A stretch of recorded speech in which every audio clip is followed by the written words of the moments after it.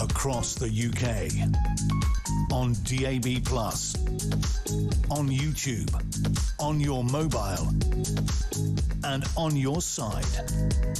This is Talk.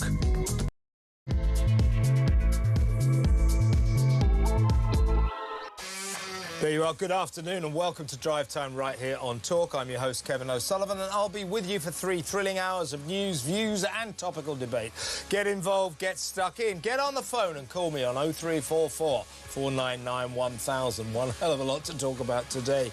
Or you can WhatsApp voice note me on the same number and I promise to play your message out. It is Friday, June the 12th. Here's what's coming up. After the shock resignations of Defence Secretary John Healey and his decorated military hero deputy Al Carnes yesterday, the devastating backstory emerged and put what must be the final nails into the coffin of two-tier Kia's disastrous premiership.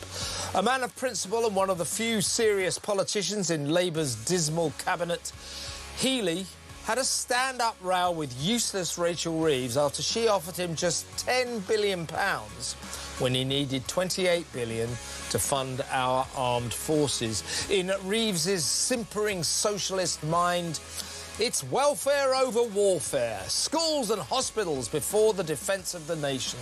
Is this excuse for a chancellor the most dangerous woman in Britain? 0344 499 1000.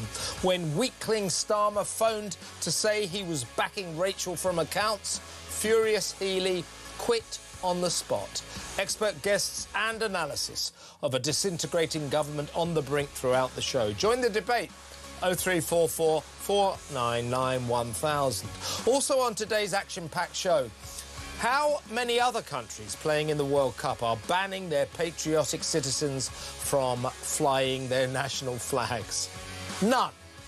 Of course, none. What the hell is going on in England as councils ban local residents from raising the St George's Cross flag to, and I quote, maintain a welcoming and cohesive community feel? Meanwhile, immigration staff at asylum seeker detention centres have been barred from wearing England World Cup badges because that would intimidate the migrants. Why are so many people ashamed of our country? Why do the feelings of patriotic Brits take second place to the sensibilities of foreigners who came here illegally? 0344 499 1000. Plus, as author of the Landmark report on rape gangs, Baroness Louise Casey says that children who were groomed, sexually abused and then astonishingly prosecuted are still being failed. I'll talk to a survivor about the scandal Labour tried to sweep under the carpet. 0344 499 1000. And finally, a tribute to one of Britain's greatest ever artists, the brilliant David Hockney, who has died aged 88. Not Sir David, because this down-to-earth, extraordinary genius turned a knighthood down because he said he did not care for a fuss. I don't care for a fuss, he said. All that and so much more, so don't go anywhere. Stick with me right here, right now on Talk, the home of free speech and common sense. Let's spend Friday afternoon together. Before we go to my first guest, Ben Habib, I'd just like to pay tribute to the BBC, who on their 1 o'clock news did an amazing report on the death of the fabulous David Hockney. Here it is. David Hockney, one of the most influential British artists in recent history, has died at the age of 88. David Hockney resigns. Where from? Life? He's resigned from life? Honestly, do they get anything right at the state broadcast?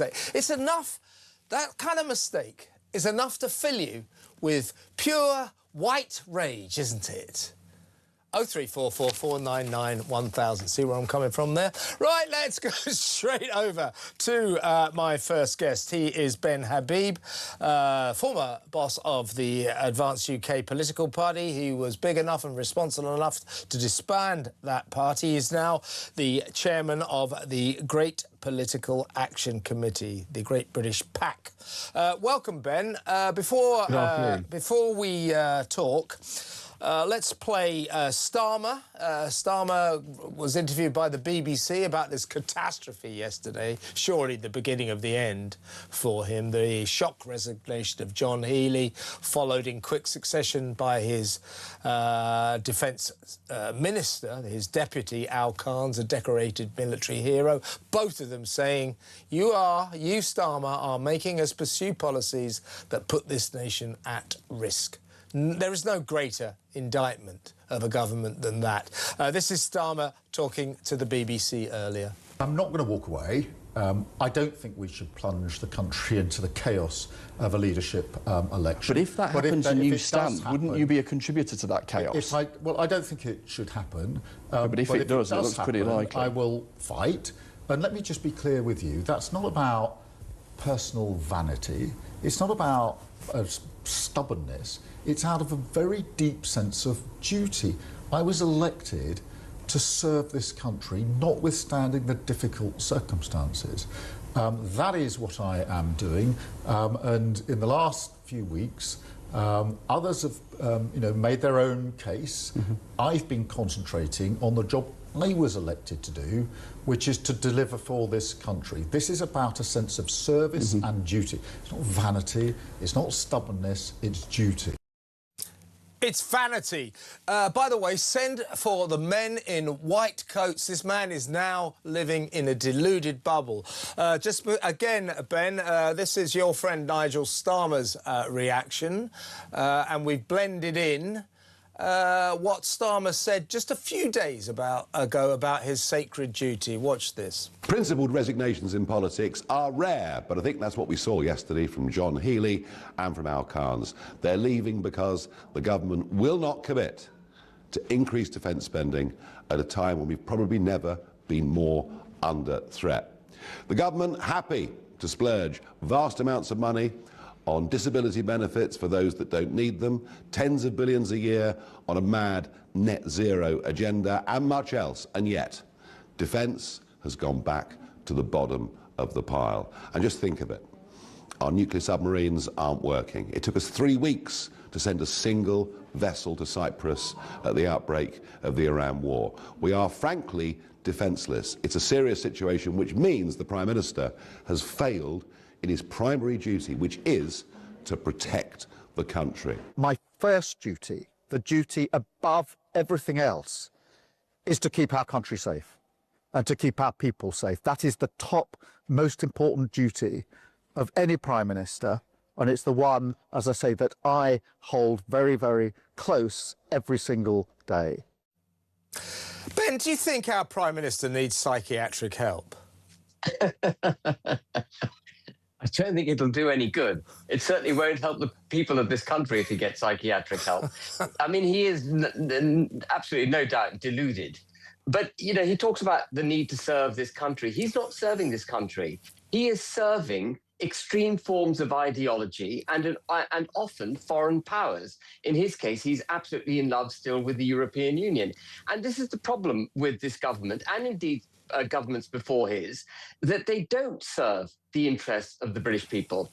They have been hooked on this diet of internationalism, liberalism, net zero, hanging our national interests out to dry in the pursuit of this commitment to these ridiculous goals. And one of the reasons British politics has become so much of a basket case is because ever since 2016, when the British people voted to leave the European Union, effectively to leave this global order, leave global liberal net zero madness behind and start doing things for this country, every single government since then has rejected that mandate. And we've seen that in the polls. Every successive election, we see fewer people voting because they're sick and tired of successive governments making promises to serve the British people and then not doing it. Starmer does not serve the British people. He hasn't served the British people. He could have actually pivoted when he saw the writing on the wall, given the direction of travel that the Tories created, but instead he actually gold-plated that direction, and he's made things materially worse. And when he talks about the security of the country, it's not just the military, it's also protecting our borders from illegal migration. He couldn't care less about that. They've taken zero practical, real steps to protect against illegal migration. And of course, we've seen successive now murders by people who shouldn't be in this country of innocent British civilians. That is an assault on our country, which they have turned their face against for decades. Starmer is just one politician in a long line of politicians who stood against the British national interest. And it was interesting to hear Farage talking about how, rightly, by the way, talking about all these other things that Starmer's been pursuing. But it is the pursuit of all those other things that make it impossible to do what's right for the security of this country.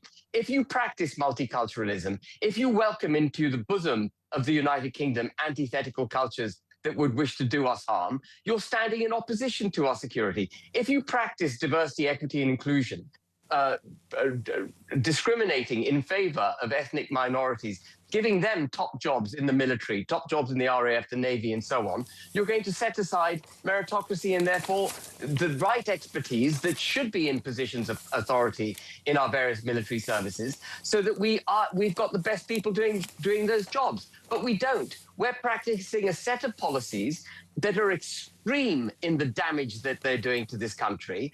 And as I say, successive governments have refused to change direction. Starmer is just one more politician in that long line of failures. Indeed. And you're right. Basically, we have a government that are wedded to their ideological outlook. And that takes priority over the realities of running the country. So it's welfare, not warfare. They refuse to take a single penny off our £350 billion a year welfare budget. Our welfare bill, and rising. It's going to be 420 billion soon. They refuse to take a penny off that. Ed Miliband won't take a penny off his grotesque budget for his net zero lunacy.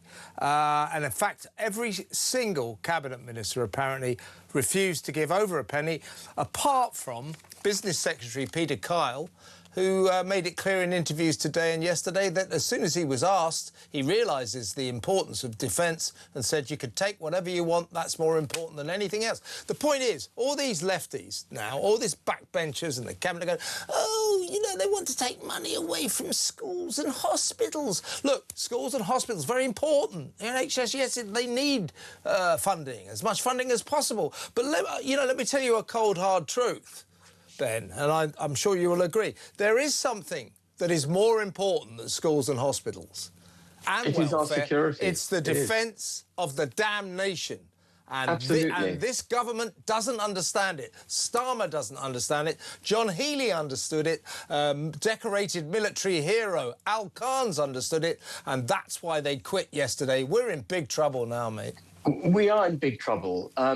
But as I say, it's not just the military spending that's at issue here. It's the entire approach to governance. We actually don't care. First of all, our government, I think, would be challenged to define what it means to be British. I don't think they know.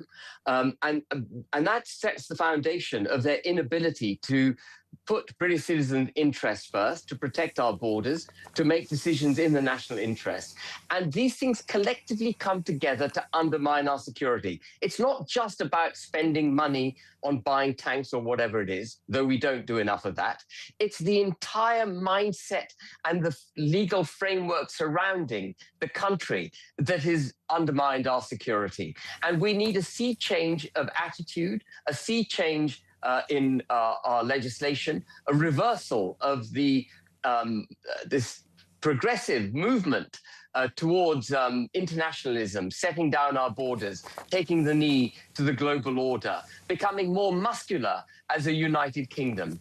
I may have mentioned this on your programme before, but if you look at the fleet, the British naval fleet in the 1953 coronation, after World War II, after we were no longer the global superpower that we were, it stretches out as far as the eye can see. You look at our fleet now, it's about 2 ships, one of which doesn't work. It's an embarrassment. I was speaking to Rear Admiral Parry, Chris Parry, the other day. Yeah, and he was telling me that on the day that Argentina invaded the Falklands, our Navy was 96% battle ready. Within 2 hours, his ship, of which he was a captain, was 100% battle ready and was heading to the Falklands. 4 days. 4 days it took to get together the task force. To get there. There was something like 45 ships in it, and it sailed directly to the South Atlantic. That's what we used to be like. Absolutely. That was Margaret Thatcher's Britain. Now we're living in Keir Starmer's excuse for a Britain. It's unbelievable. 100%. Listen, I've got to ask you this, Ben. When you, if you like, disbanded Advance UK, that was an honourable move on your part, if I may say so, because you fear that a divided right could lose this country to a united left. And that will be disastrous for this country. So well done for that. Thank you. Now, your friend, Rupert Lowe, is not showing such responsibility, I might suggest.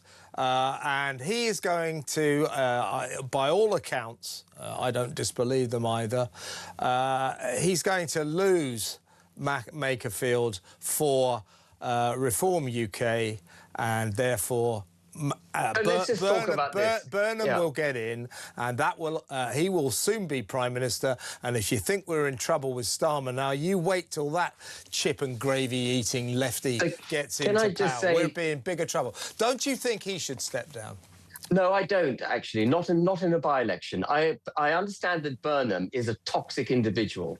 He's toxic, but he's particularly toxic because he's plausible but toxic, you know, and that makes him doubly dangerous because, you know, he may find himself as Prime Minister and he may be able to hoodwink the British people into following him. But, and this is a big but, 2029 is an absolutely critical general election for this country.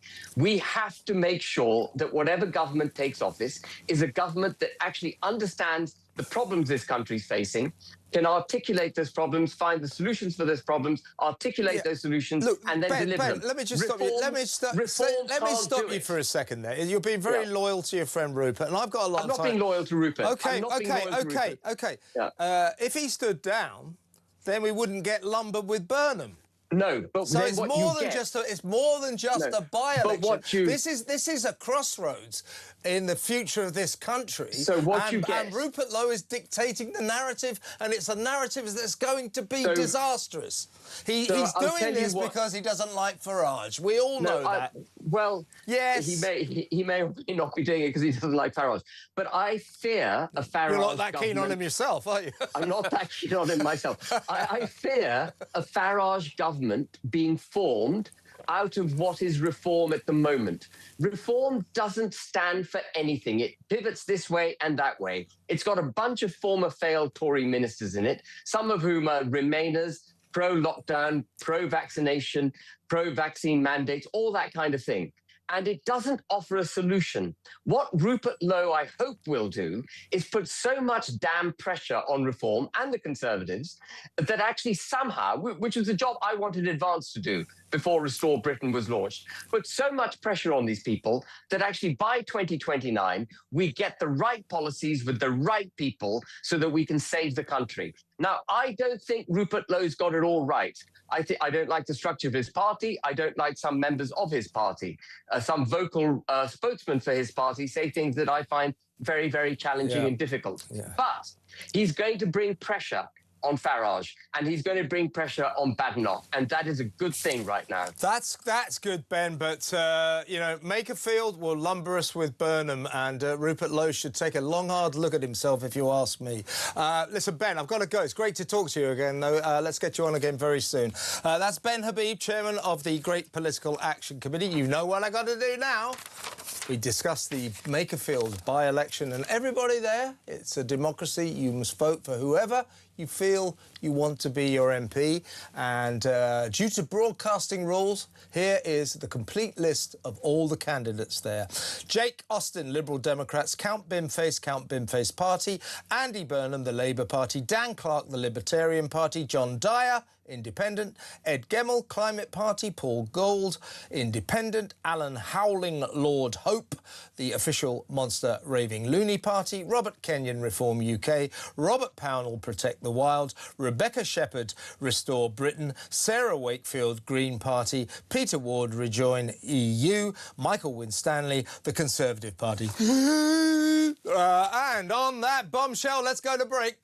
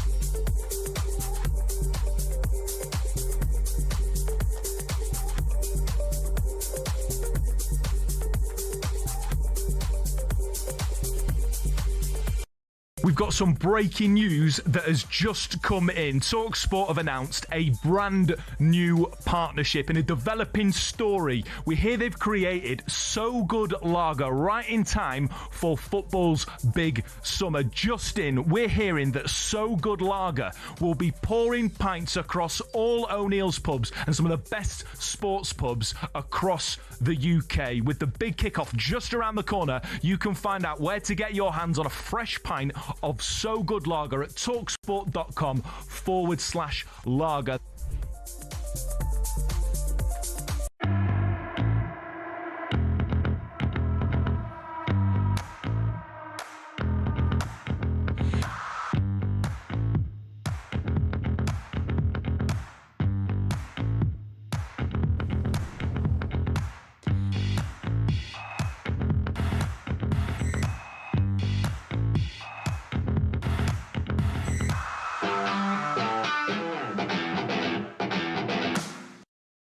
Across the UK, on DAB+, on YouTube, on your mobile, and on your side. This is Talk. Welcome back. The World Cup's underway. England kick off against Croatia next Wednesday. And Killjoy councils are busy extinguishing the excitement. As I said in my monologue, what other countries taking part in the World Cup are banning their citizens from flying their national flags with patriotic pride? No other country on the face of the earth, just us. Our liberal, so-called elite establishment are so ashamed of this country, they're trying to ban football fans, indeed patriotic Brits, from flying the St George's Cross flag. This is pathetic. This is self-flagellation. We've got to stop this. Let's talk to External Affairs Officer at the Free Speech Union, Connie Shaw. Hello, Connie. I mean, this takes the biscuit, doesn't it? I mean, apart from these councils, we're talking about Bristol, South Gloucestershire, Wiltshire, Shropshire, and there are other local authorities as well. You can't put these flags up. Technically, it's on public property. You can't put these national flags up. And the reason they're doing this is, and I quote, to maintain a welcoming and cohesive community feel. In other words, let's not offend the foreigners in our midst, many of whom broke into this country illegally. Meanwhile, immigration officials, staff who work at asylum seeker detention centres, now these are full of migrants, these rare people who have been refused leave to stay, whose asylum seeker applications have been turned down. Not many of them around, but we do this from time to time. And we put them in these detention centres waiting for their flights to go back to their home countries. The staff there, the immigration officers and the staff there have been told, do not wear England World Cup badges because that might intimidate the migrants. Why are we supposed to take second place? Why are our feelings, our patriotism, why is that supposed to take second place to the feelings and sensibilities of foreigners, many of whom came here illegally? This is utterly insane. Why are we so ashamed of our own nation? Well, the short answer, Kevin, is that diversity and multiculturalism has almost become the de facto religion of the UK state. And so anything that symbolises potential rejection of that ideology, of that religion, is treated with suspicion and must be suppressed. And this kind of story, you know, occurs all the time now. This kind of story is not surprising. I don't think anyone who listens to talkTV or other similar channels will be surprised by this, because this is normal now in the UK state. And I think it's really important to not become desensitized to it, because as you've just explained there, it is absolutely bizarre. And in what other country would this happen, that the English people during an international tournament, the World Cup no less, our national sport, are being told that they cannot fly the flag of their nation in public? And that statement that you read out comes from Gloucestershire, South Gloucestershire Council. They begin, before they say it's about maintaining a welcoming and cohesive feel, yeah. They say these rules are not about limiting expression. They say stuff about public safety, and then they end with, it's to maintain a welcoming and cohesive community feel. So this is an example of the way that the UK state and the British authorities feel that they need to suppress anything that might be regarded as a symbol of rejection of the ideology of diversity and multiculturalism. This, you know, things like that girl who was sent home from school when she arrived in a Union flag dress on Culture Day, when she had been instructed, as every other student was, to come to school wearing something that symbolises their culture, and she was sent home because she was wearing a Union flag dress. The teacher who was sacked because he told some Muslim students that Britain is a Christian country. Which officially it is. He was deemed a safeguarding risk and reported to the local designated safeguarding authorities. And remember that Reform councillor who was investigated by police because she said that she was born and bred in her hometown that she was representing. I mean, these are just normal stories, but we cannot get desensitized to this. And I must plug, actually, our director of cases, Dr. Ben Jones at the Free Speech Union. He's been at the Free Speech Union essentially since the start, seeing all the cases that come in to us. And he's just released a book called Island of Strangers, which comes from Keir Starmer's speech, which he later retracted and said that he hadn't read it and all that he had about it. Could be because it's also in Enoch Powell's famous Rivers of Blood speech as well, yeah. But, you know, as Ben makes a very good point, that it was one of the only times where Keir Starmer had said something that resonated with millions of people, and then he retracted it, but he was right. It's the only good speech he ever made, and then he cancelled it. And so it's also the same reason that after the horrific alleged attempted beheading in Belfast, that many of us would have seen that horrific video, that politicians come out and say, oh, don't share the video for the sake of the victim's family. That's not why they don't want people to see the video. It's because they know that if people see that, they will be up in arms, and there will be people who are very unhappy about it, that British people, if they're worried that British people, if they see that video, that they might realise what's going on in this country. And polling shows that the British public actually underestimate the scale of mass migration by a factor of 10. And the transformation of our society has been so extreme that the British public don't actually realise how extreme it's been.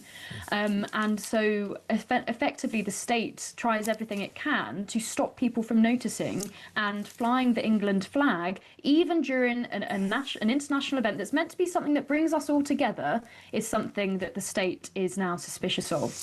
Well, an Iraqi asylum seeker today who raped girls as young as 12 after plying them with drink and drugs at a mini-mart before raping them.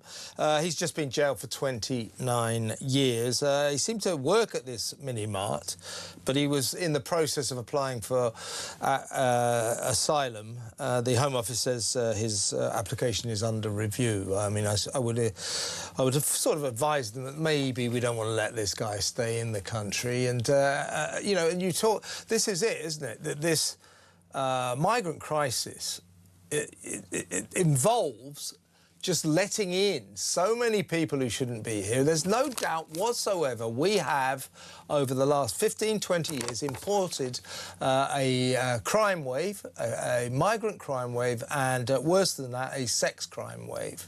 It is self-harming on an epic scale. This nation is busy destroying itself. And I'll tell you what's going on after we saw this Sudanese migrant, I mean, alleged, we now have to say because he's been charged, you know, allegedly trying to behead his victim on the streets of Belfast, ritually, by the way, in a ritualistic fashion, with a serrated kitchen knife. You know, we learned that he got here into this country with no questions asked.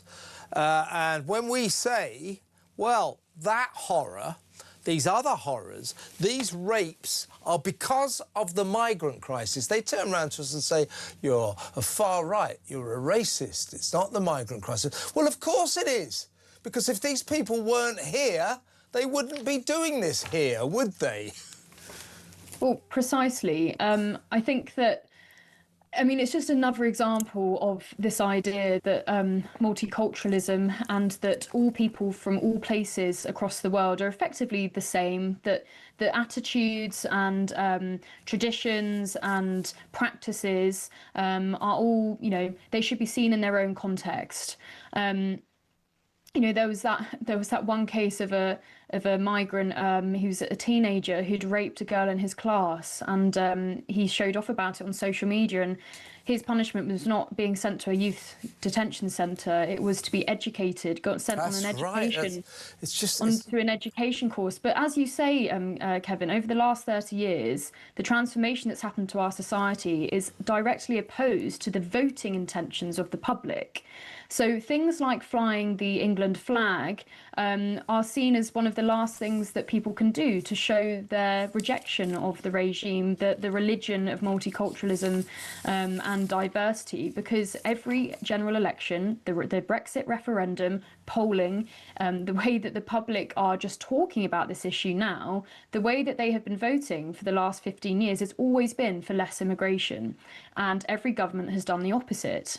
Yeah. So, yeah, but people also feel like speaking. They're not allowed to speak anymore, and the reaction or show rage, or be annoyed. Exactly. We've got to be calm. Oh, somebody tried to behead someone on the streets of a British city. Stay calm. No, I don't feel very calm about that. Is that okay with you? These people, these Westminster bubble types, are trying to police our emotions and our feelings. They can go to hell. And while I'm on the topic, while I'm ranting away, I would like to say to the people of Bristol, South Gloucestershire, Wiltshire and Shropshire, who have been banned by their local councils from flying the St George's flag, that is specifically about public property. You better obey the law, I suppose. But you get out and you put them all over your houses, all over your your property, you fly that flag so that the counties or the Bristol, South Gloucestershire, Wiltshire, Shropshire and the other authorities who've banned our flag will see their constituencies saturated with the England flag. We've got to fight back against this, right, Connie? Absolutely, and you know, it's an entirely reasonable thing to do to show the fact that you're not happy with. You know, obviously this is about football, but it's an entirely peaceful thing to do to show that your country's flag. And as you were saying there, Kevin, it's not just about what we can and cannot say now. As we saw Liz Kendall immediately after the Belfast atrocity was all over social media saying that they're now going to... Yeah, they're going to shut down social media. What is this, Iran? The Online Safety Act to try and cut down on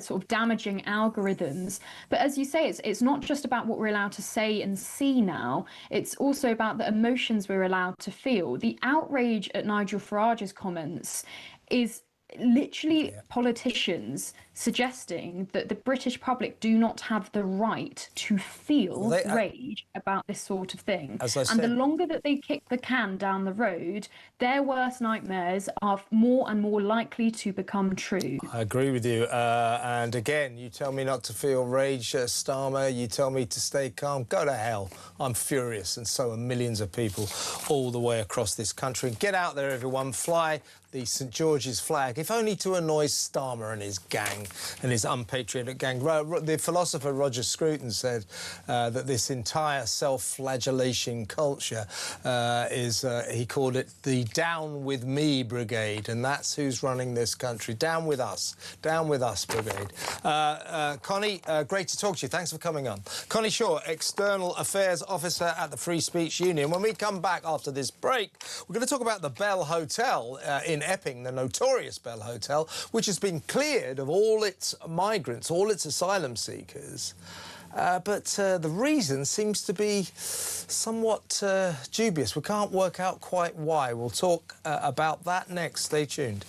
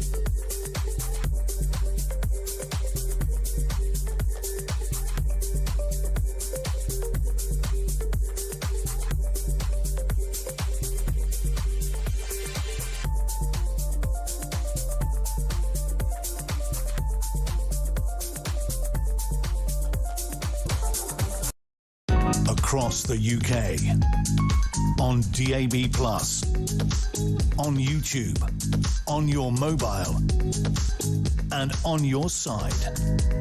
This is Talk. Welcome back. Let's talk about the Bell Hotel. You remember the Bell Hotel, very famous, notorious, if you like, in Epping, in Essex, the lovely town of Epping. It's got sort of 100 or so migrants in there, asylum seekers. And you remember one of them, was it last year, the year before, went out there and sexually assaulted a local 14-year-old girl, a middle-aged lady who went to her rescue. He turned round and sexually assaulted her as well. That caused a very febrile atmosphere in that town, and they've been protesting ever since. All of a sudden, this week, all they wanted was, can you get rid of these people, please? They're causing terror on our streets. Women and children don't feel safe. No, they've got to say that it's part of our policy. They even went to court, the local people, to try to get this asylum seeker hotel closed down for asylum seekers, that is. They succeeded, and then that was overturned. The Home Office won on appeal. And then all of a sudden, yesterday, we hear, yep, They've gone. They've been evacuated. They've all gone. They've all gone. Every single one of them. You think, oh my God. Then we were told, well, it was because of fire safety concerns. But it's difficult to quite work out exactly what's going on. Let's hope my next guest can help us out on this. She's the founder of the Pink Ladies and a spokeswoman for Restore Britain, but most importantly, a lifelong Epping resident. She knows all about that area. She's Orla Minahan. Hi, Orla. What's going on at the Bell Hotel? I mean, great news. They've suddenly gone. But, you know, I was on air yesterday. I was getting very excited about it. It's all right, we've got a massive story. Brilliant. Get everybody on. What a triumph. And then the Home Office said, no, it's fire safety concerns. What's your understanding? Thank you for having me on, first of all, and excuse me for being in the car, but I'm on my way to Makerfield, so I'm in transit. Of course. Yes. So, yeah, it's just bizarre, right? So it's actually a year ago that this happened, and this poor girl was sexually assaulted, and it seems like so much longer because it's been such a traumatic year for residents, not just in Epping, but across the country. And, you know, Epping did provide or start UK-wide protests outside hotels where these illegal migrants are being held. Now, as far as we were concerned, 135 men were still in the Bell. They were in the Bell last week. Yeah. And now suddenly they're gone. They've gone. Now, yes, it's great news. You know, it's great news. It's what we fought for. It's what we stood outside the hotel for weeks and months on end. How can we forget those protests? Really. Oh, exactly, right? You know, and, you know, all through the winter months, residents, they were there week in, week out. And, you know, hats off to them. But then suddenly, boom, they're gone. With absolutely boom, they've gone. No explanation. Yeah. Now, rumour has it, and I don't know how true this is, that they've been now shipped down to Crowborough. Now, she got stuck.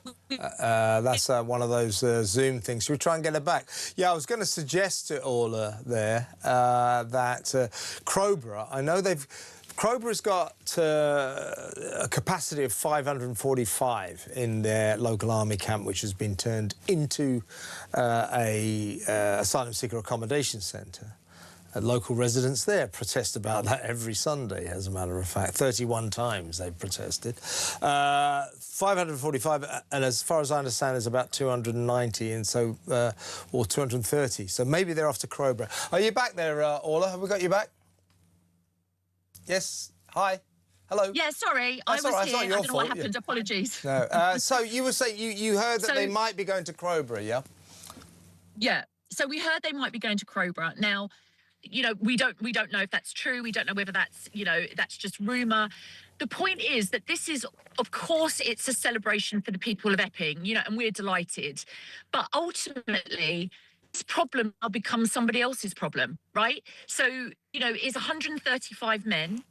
They were in Epping causing mayhem, but now they've been shipped off to somewhere else. So they're now somebody else's problem. So these men are literally pushed from pillar to post around the country. Yeah. And, you know, what is the long-term plan? This is what I've been saying to the government, to Shabana Mahmood, to Keir Starmer. For months, we've written to them and said, what is your plan? You can't just move these people around and you know, and hope that they're just going to... Where are they going to go? And every day, there are more coming in. Yeah, it's like whack-a-mole, isn't it? It's like whack-a-mole. Yes. Yeah, exactly right. Now, listen, Orla, you know, we've been told it's... well, we were told... Then it kind of dampened our excitement yesterday when we were told, no, it's just for fire safety concerns. I've got to be honest with you, I don't think I'm buying that. Something strange has gone on. So, listen, I'm going to let you carry on your journey to Makerfield now. Thank you. But if you can carry on trying to find out exactly what this is all about, because it's somewhat mysterious. And I think, you know, typical of this migrant crisis, the last people to find out anything, are the communities affected by it, and that's your community in Epping. Good news on the face of it, but what the hell is going on? Let's talk next week, and enjoy the North. Good to talk to you, Orla. That's Orla Moynihan. She's the founder of the Pink Ladies and spokeswoman for Restore Britain. When we come back, we are going to talk to Sir Richard Dearlove, former head of MI6, get his take on the turmoil in Downing Street, the turmoil in this government, and I want to chat to him about we got the backstory. Apparently, John Healey had a furious row with Rachel Reeves, who I think is proving herself to be arguably one of the most dangerous women in Britain, if not the most dangerous women in Britain. She doesn't seem to think that the defence of this land, of Britain, is particularly important.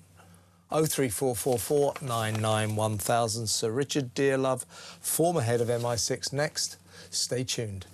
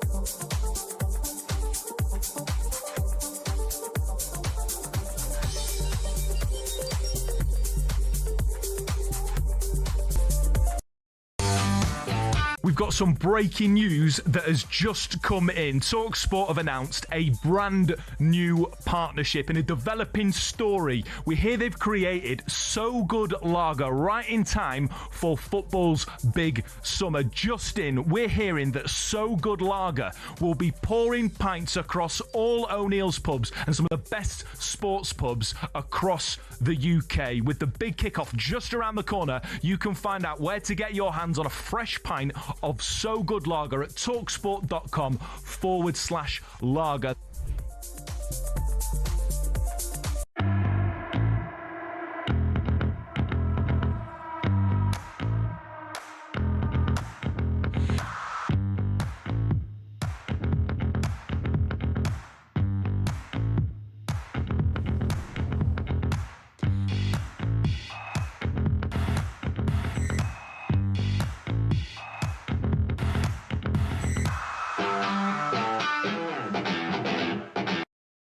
Across the UK, on DAB+, on YouTube, on your mobile, and on your side. This is Talk.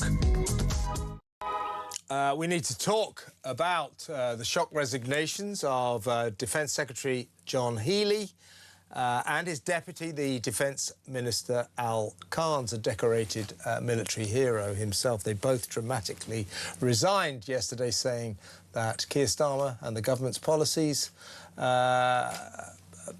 were putting this nation in danger. There's no greater indictment of a government than that. So welcome to the show to the former head of MI6, Sir Richard Dearlove. Welcome, Sir Richard.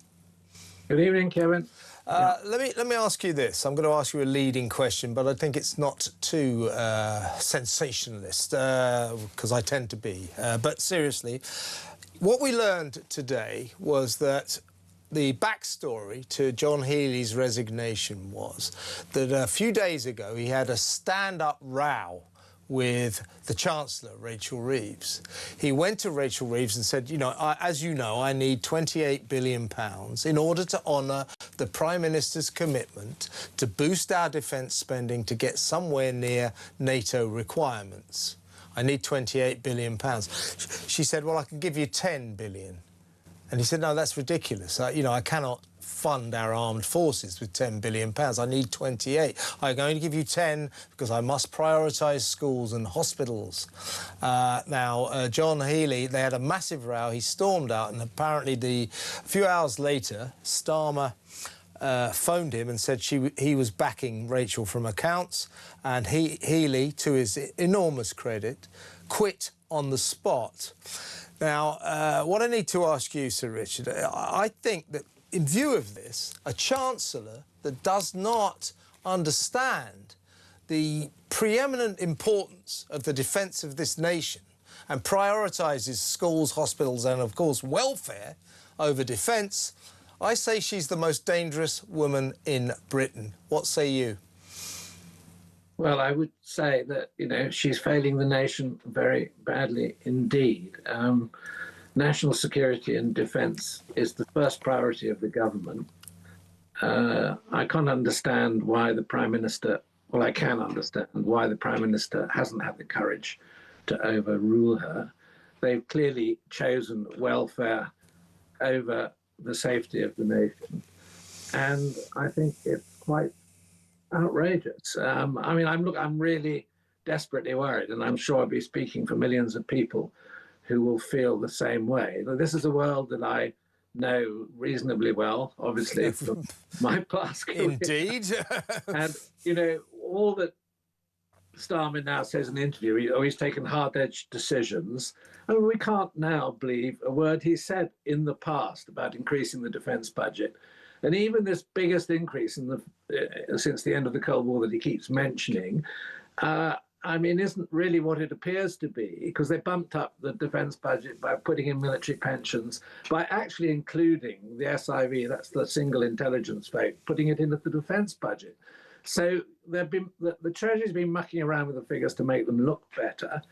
And, we're being deceived. Meanwhile, sensible countries like Finland, Sweden, we need to look in their direction. These are countries with big welfare programs, social democracies, etc., but they are spending money on defence, and we should be aiming not. The trouble is, 18 billion is only just enough. We should be aiming for 3% of GDP, which is even more. It's absolutely imperative that a government prioritises this right at the top of everything else. And, we'll all have to pay a cost. We'll have to pay a cost in having other budgets cut. But, we clearly have got a work-shy population. Someone told me this morning that welfare benefits claimants are going up by 5,000 a day. I don't know whether that figure is true or not. Sounds about right. I mean, it's just catastrophic. And meanwhile, we're facing the most uncertain circumstances geopolitically that we've faced for many, many years. And your successors in our intelligence services, what must they be thinking about this? I'm assuming that the people doing your job now, both in MI5 and MI6, they must be telling the Prime Minister, hey, you've got to step up to the plate. These are very turbulent times. The world is probably in its most perilous state since the Second World War. And what are we doing? We're spending all our money on welfare, schools and hospitals, as they say, welfare over warfare. That seems to be our approach. This is suicidal, isn't it? Well, it's very, very silly. It's very dangerous. My successor or successors, heads of the intelligence and security agencies, don't make policy, but they do collect the intelligence, which, as it were, backs up the assessment which is made, in central government. We know very clearly what the assessment is, that there is an increased danger, an increased threat of warfare in Europe.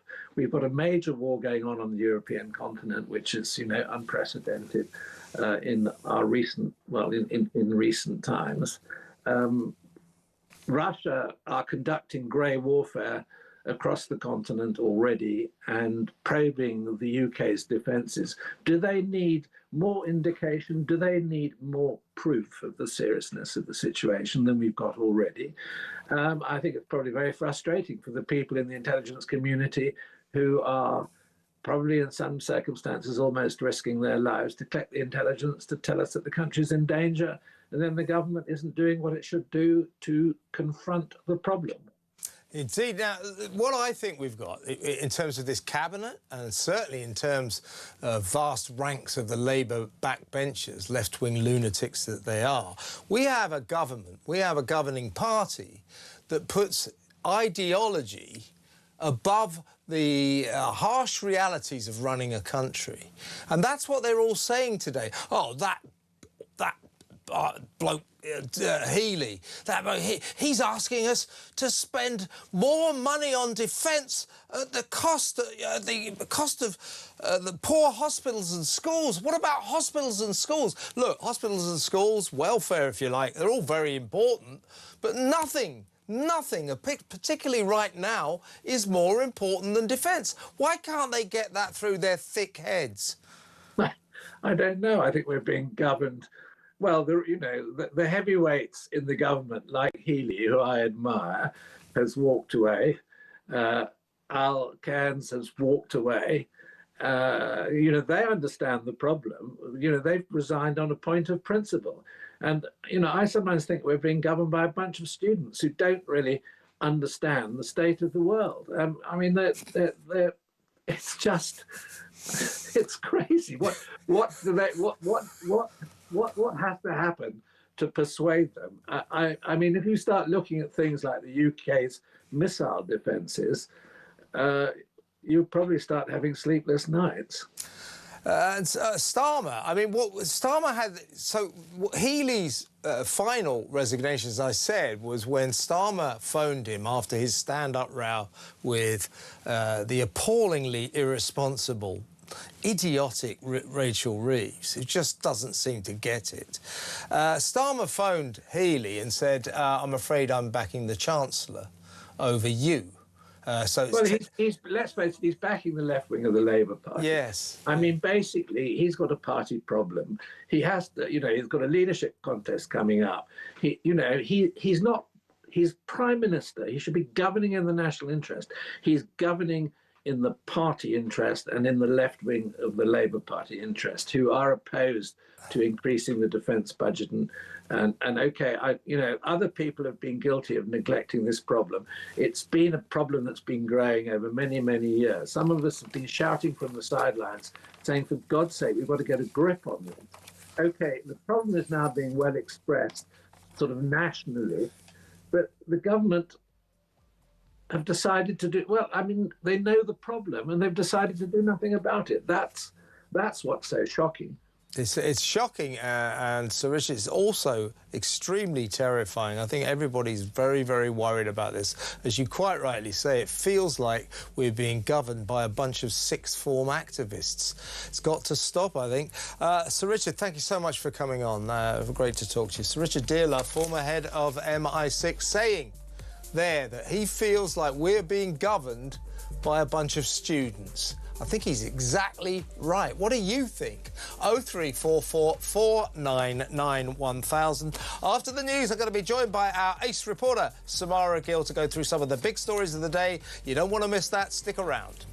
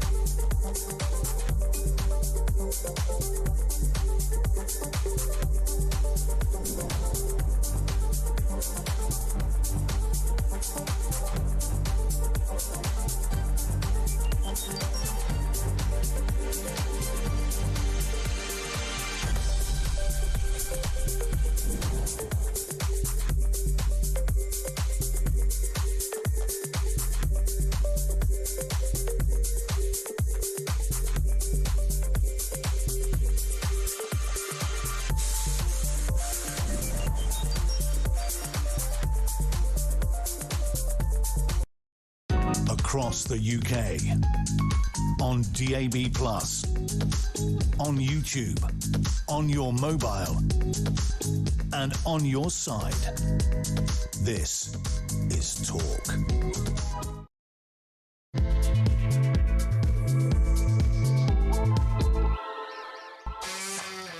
Welcome back. In a little while, I'm going to talk to one of the journalists who investigated this bus to the promised land. Cost you 104 quid. You fly to, if you're a migrant, that is, I don't know, maybe you're from Sudan, looking for a new life in Belfast. You know, gets kitchen utensils. Maybe use them for cooking, maybe use them for something else. I don't know, beheading someone or something like that. Anyway, what you do is you fly into Dublin and you pay 104 quid and you get on this bus that goes straight to Belfast, no questions asked. That's why people smugglers absolutely 100% guarantee migrants.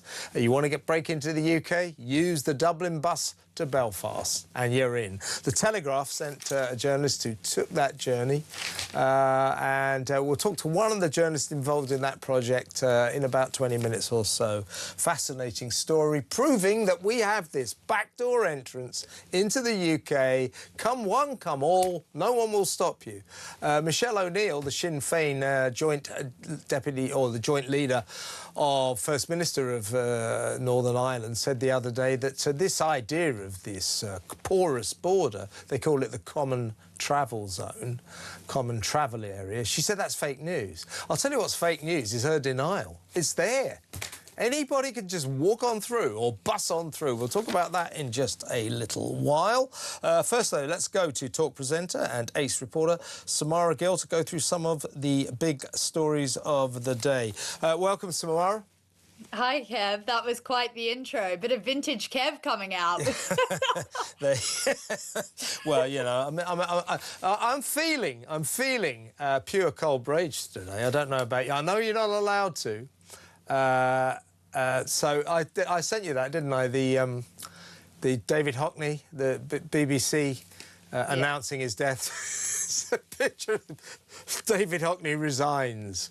I said on there, I began the show by saying, we played that, I said, that kind of mistake fills me with pure white rage. And they know what I'm talking about at the BBC, don't they? Do they ever get anything? It's allowed in that context. Yeah, it's allowed towards that person. Yeah, do they ever get anything right at the state broadcaster? Or is it all mistakes?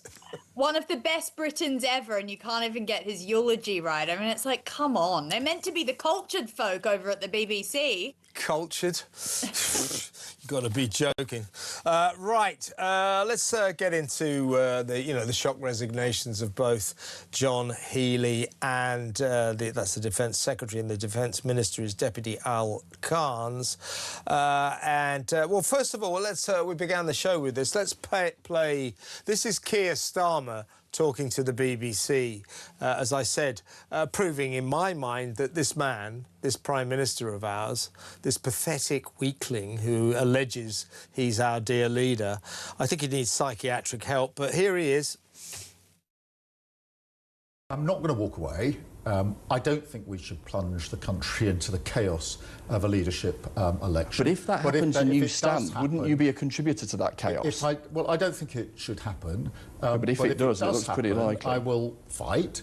And let me just be clear with you, that's not about personal vanity. It's not about stubbornness. It's out of a very deep sense of duty. I was elected to serve this country, notwithstanding the difficult circumstances. That is what I am doing, and in the last few weeks, others have made their own case. I've been concentrating on the job I was elected to do, which is to deliver for this country. This is about a sense of service and duty. It's not vanity, it's not stubbornness, it's duty. When he says it's not vanity, Samara, he's lying. It is vanity. This guy, this arrogant little man who's completely useless, he believes he's good. He actually does. He actually thinks he's a good Prime Minister. And that's why I think it is time, for his own sake, for us to bring in the men in white coats, he needs psychiatric help. Now, first, also, take a look at this. Nigel Farage, unsurprisingly, he's got stuck in. And we're going to play you what he said about Starmer and his attitude to defence, and then bring in Keir himself. So watch this. Principled resignations in politics are rare, but I think that's what we saw yesterday from John Healey and from Al Cairns. They're leaving because the government will not commit to increased defence spending at a time when we've probably never been more under threat. The government happy to splurge vast amounts of money on disability benefits for those that don't need them, tens of billions a year on a mad net zero agenda, and much else. And yet, defence has gone back to the bottom of the pile. And just think of it. Our nuclear submarines aren't working. It took us 3 weeks to send a single vessel to Cyprus at the outbreak of the Iran war. We are frankly defenceless. It's a serious situation, which means the Prime Minister has failed in his primary duty, which is to protect the country. My first duty, the duty above everything else, is to keep our country safe and to keep our people safe. That is the top, most important duty of any Prime Minister, and it's the one, as I say, that I hold very, very close every single day. Well, Samara, he has just proved that that is not the case, because when Healey John Healey went to Rachel Reeves and said, I need £28 billion just to fund the armed forces and to vaguely stick to the promise that the Prime Minister made to boost spending and get somewhere near the NATO requirement, I need £28 billion. She said, you can have £10 billion. And he said, well, that's ridiculous.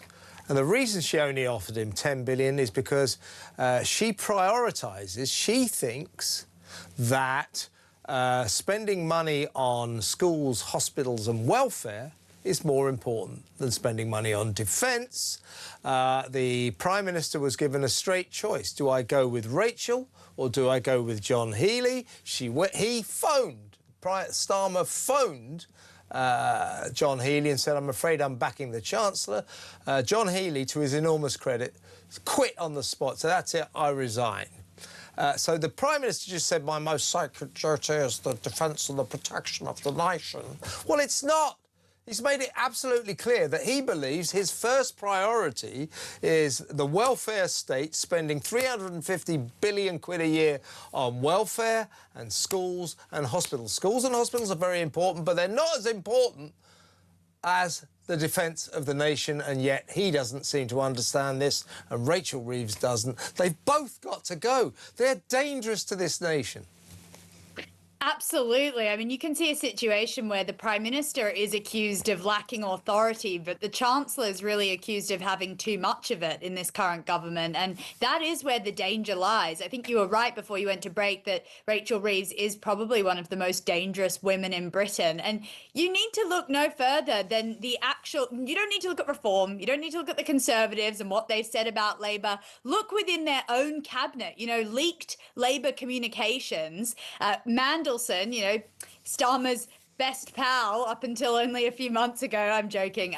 But, you know, he said Keir Starmer is not leading from the front. And then when he was talking about number 10, he said not good. After visiting Downing Street, he said it is beleaguered and bereft.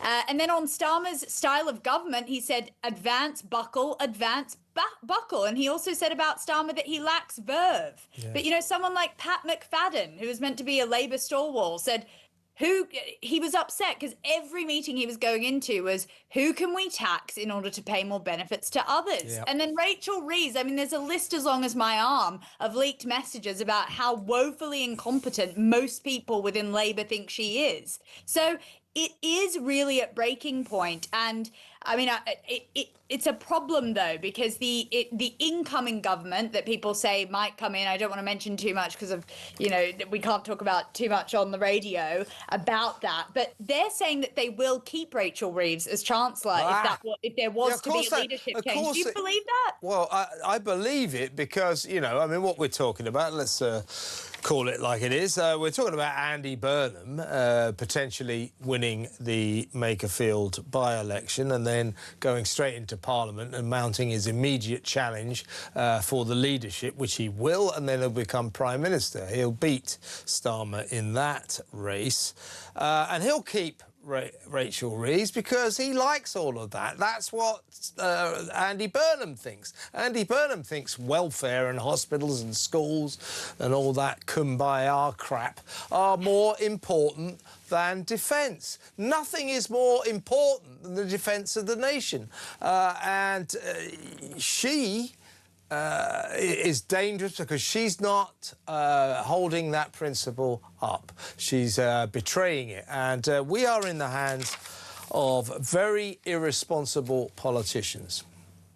They're clearly not thinking about our borders or our national sovereignty at all. I mean, of course, you know, in the last 5 years, but especially under them, it's risen. We've let through swathes of illegal migrants across the channel. They're not protecting the borders in that way. And then also, of course, you've got, as you said, such a globe riddled with conflict, so many active wars going on right now, 3 hours away, and they can't even be bothered to put some money together. I mean, Trump is someone who said that this was going to be a big issue for the United Kingdom. He foresaw this, and I think he's gone a little too far in the US with his military spending. I mean, but they're trying to fight a war of their own over there. But I think, you know, the only thing growing in Britain right now is really the line for Keir Starmer's job, Kev, because it's not looking confident. It's not looking confident at all, but we look like an invadable country in every which way because of the weak leadership. Well, the other thing that's growing is the benefits bill. It's currently £350 billion a year. They think within probably a year, 2 years, it may well be £420 billion. That's growing. So is the number of migrants who get into this country pretty damned easily.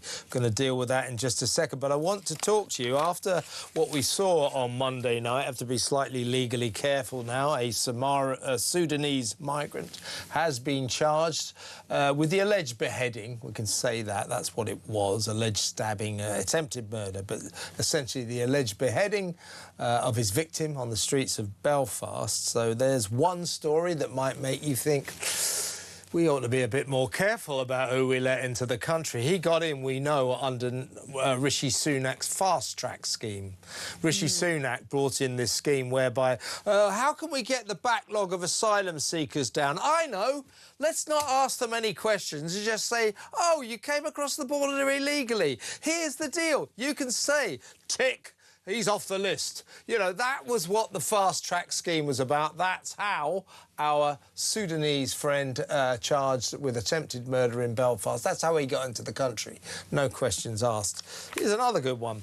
This is a Today story. I want to get your take on this. Another example of our marvellous migrant crisis, letting in asylum seekers, letting them stay. Another example that proves that perhaps we should be a little bit more security conscious. Don't forget that Jonathan Hall, the anti-terrorist czar, the barrister, said in the last couple of days that the migrant crisis is a national security emergency. And it's true. Right. This is he's an independent body. He has nothing to do with politics, so you can take that comment for what you will. Exactly. Now, this is the story of Bawan Harway. He's 28 years old. He is an Iraqi asylum seeker. He has been jailed today for 29 years.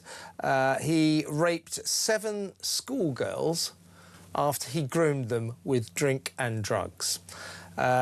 He worked at some kind of mini-mart and then preyed on these girls.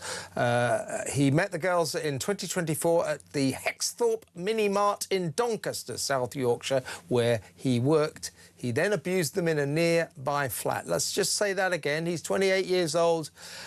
He groomed, raped, plied with drink and drugs and raped 7 girls, one at least as young as 12 years old. He's got 29 years in jail. It is understood, this is the good bit, if you can call it that, it is understood that Harvey was seeking asylum, but the Home Office is unable to confirm his status in the UK due to legal reasons. This is a disgrace. It is disgraceful. I do not understand. I mean, he'll probably plead because of human rights lawyers who think they're God's gift to the earth and their whole objective is to help these poor people who have come from the war-torn countries stay here, even if they have done what they've done. He'll probably plead, you know, oh, I can't go back to Iraq because, you know, I'll get persecuted there. And then, you know, he'll be in this grey area. So it's a real issue because there are those who will fight for that person's right, that monster's right to stay in the country. And that's half the problem. But it is a real culture clash. You know, a lot of these people, we're talking about people from Sudan. Obviously, there was a civil war in 2023 that started there.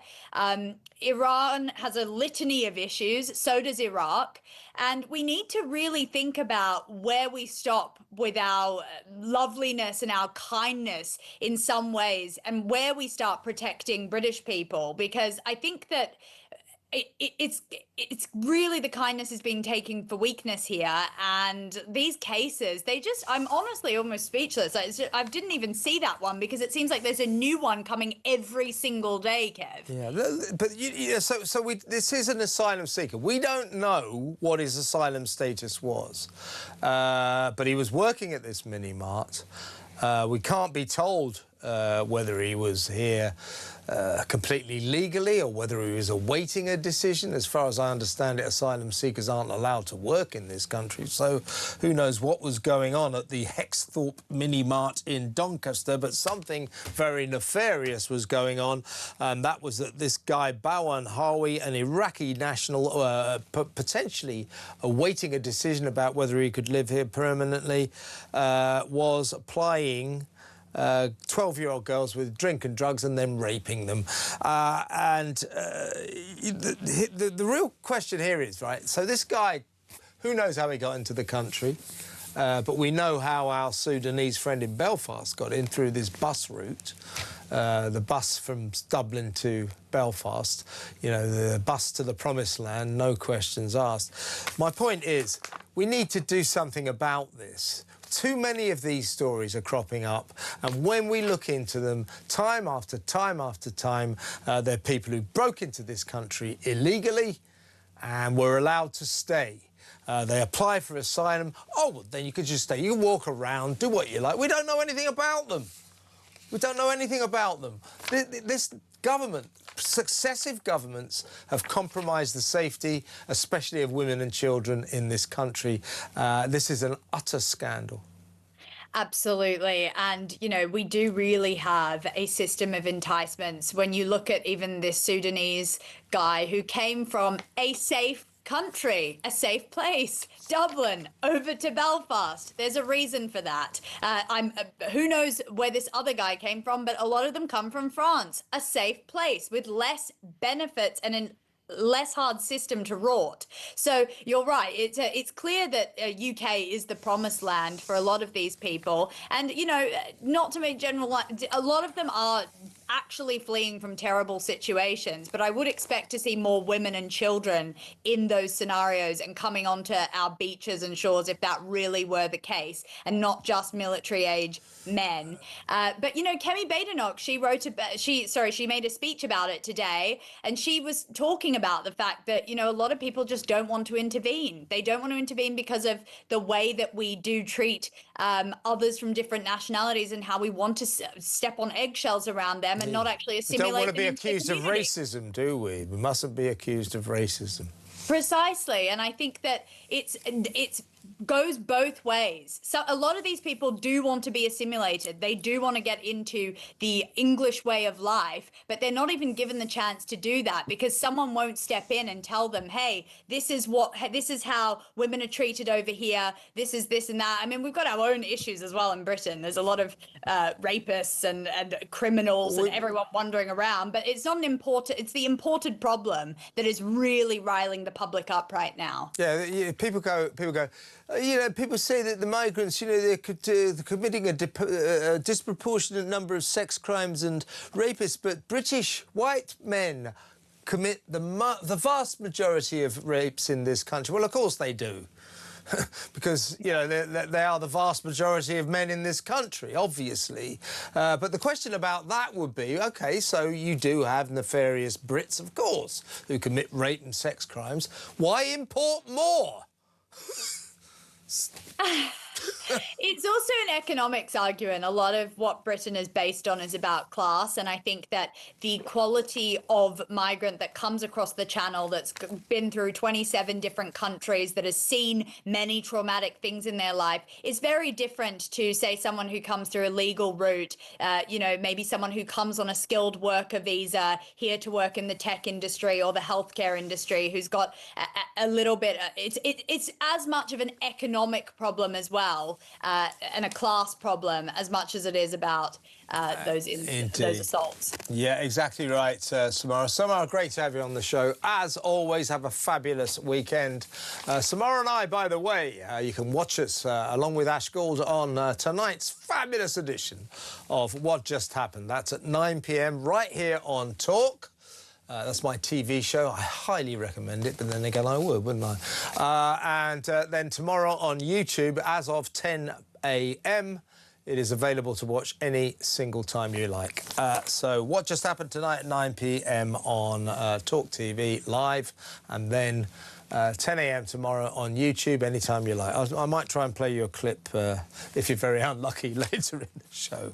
Right, let's go to break. Next up, we're going to talk to a journalist who's involved in a great investigation by the Telegraph magazine. They hopped aboard the bus to the Promised Land from Dublin to Belfast, where all the migrants get on, and just sail into the UK, no questions asked. Astonishing. Just like the man charged with an attempted beheading of the Sudanese migrant. That's how he got into Northern Ireland in 2023. We'll talk about that next. Stay tuned.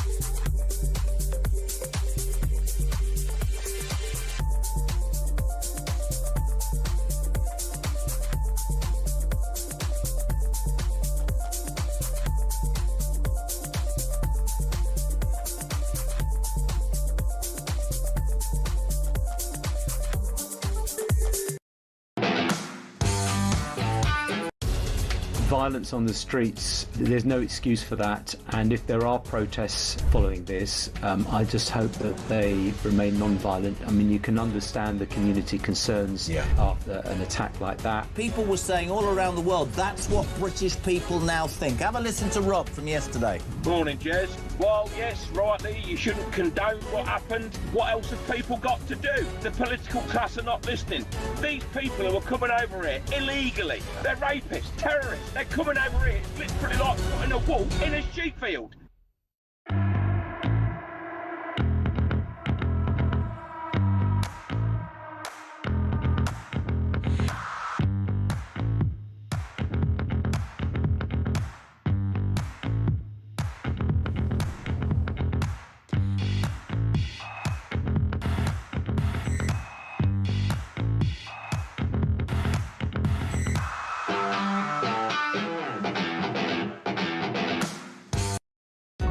across the UK.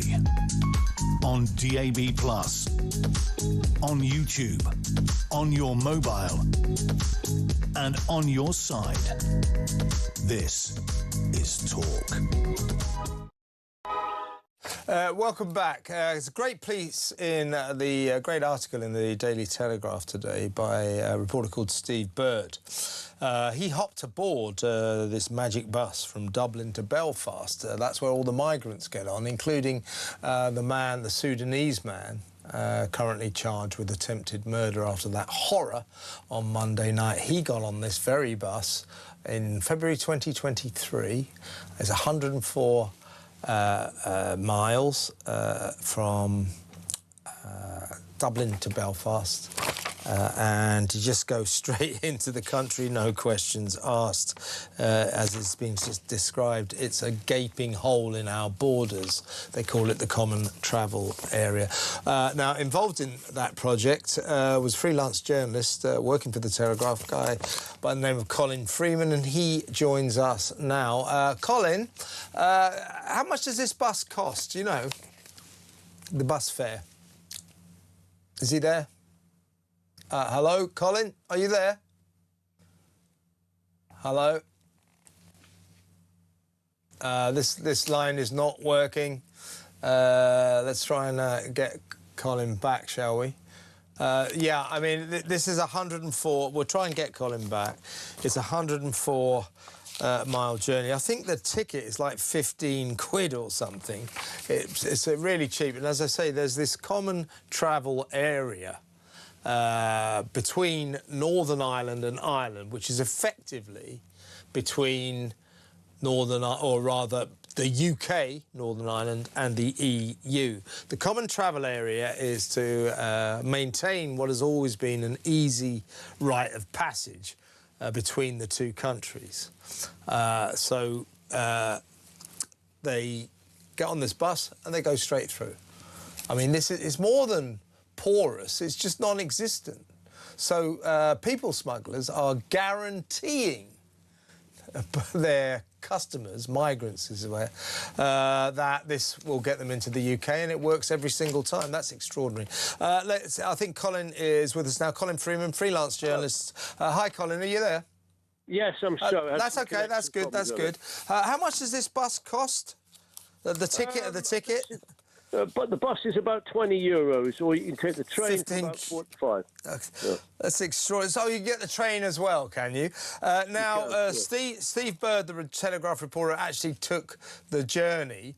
But, you know, you were involved in this project, so you must have seen just how easy this is. Well, yes, I was actually down at the border, or what would be the border, or would have been the border 30 or 40 years ago, which many of your listeners and viewers will remember was a very heavily policed, protected border in many areas during the height of the Troubles. That border no longer exists. Down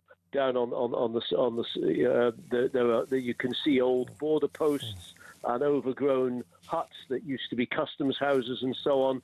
And that was all removed as part of the Good Friday Agreement in 1998. Yeah. And there is really actually no appetite for restoring any of that, because among the nationalist community in Ireland and Northern Ireland, the whole idea of a border is unwelcome anyway.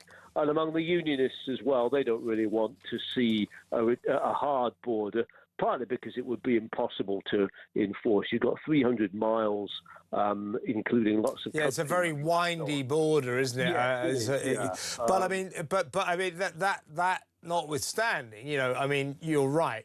If you walk across fields or whatever, it's very easy to get across that border. But these migrants on this bus, and I noticed that one of the bus drivers spoke to you and Steve and said there are always asylum seekers on the coach, always. But this is a bus that goes through the along a motorway, 104 miles, 17 euros the ticket, and you just sail, or not, you just drive straight into the UK.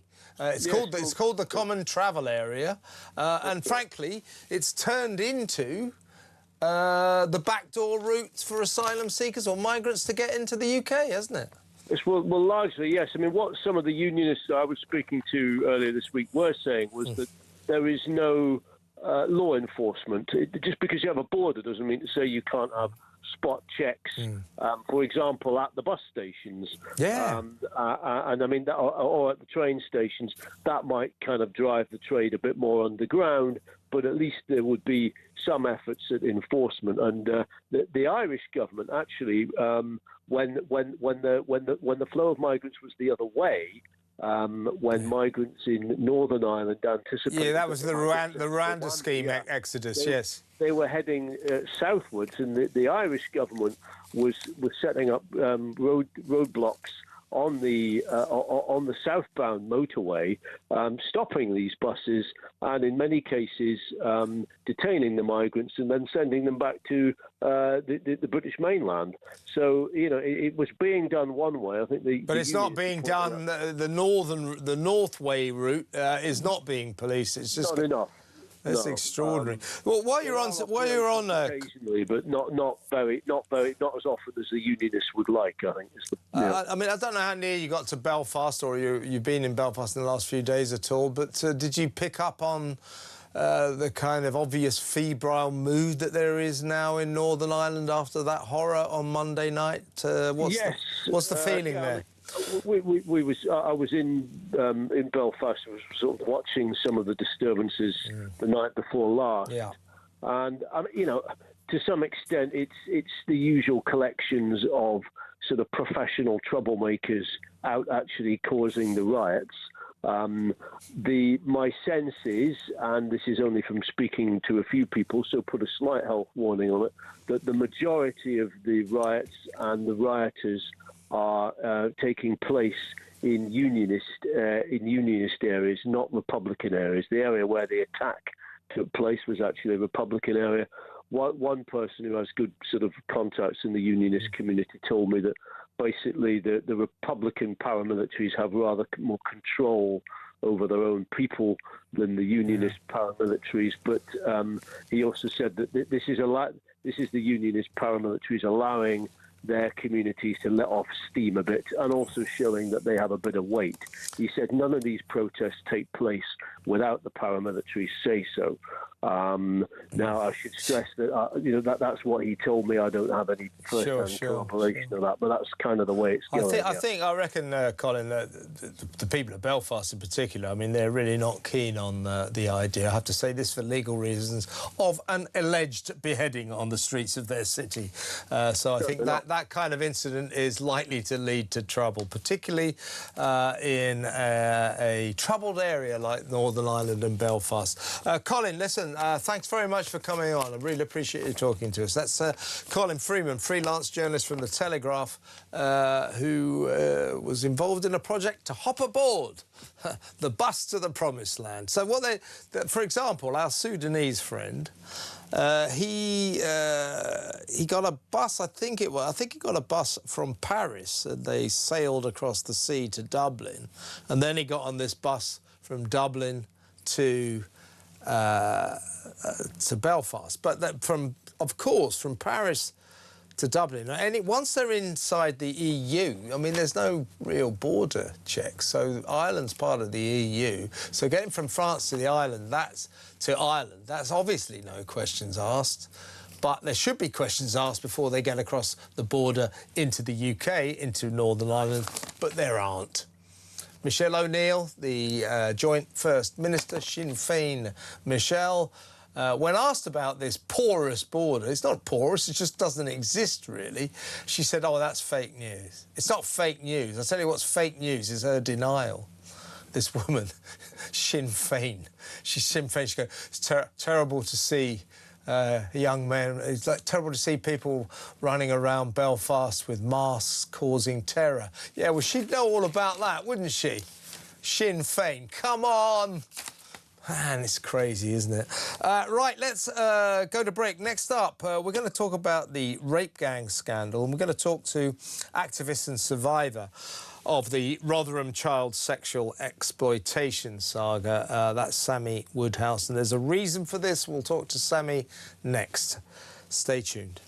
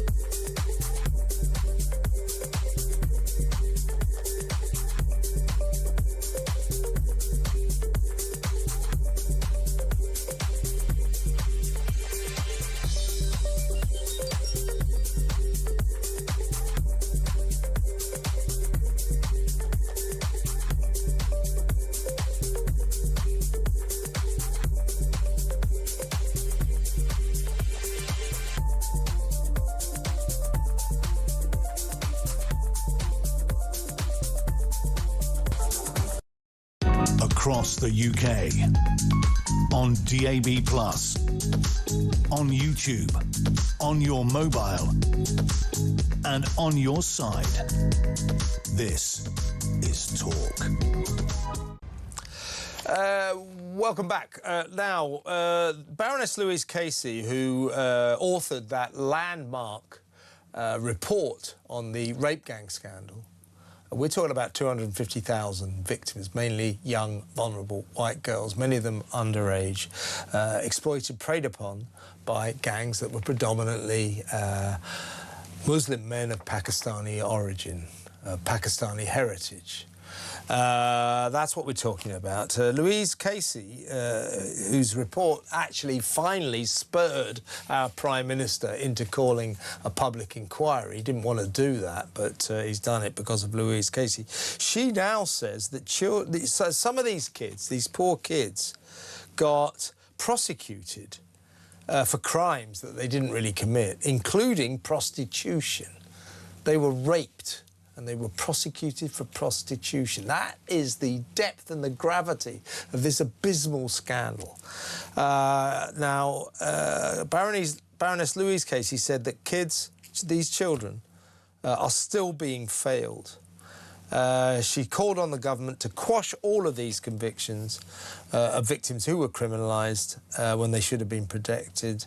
And the government has since introduced legislation to pardon child prostitution offences. But Baroness Casey says that's a lazy option and that did not go far enough. She added that there should be a comprehensive scheme to look at all wrongful convictions of victims. And she's absolutely right. That should be a no-brainer.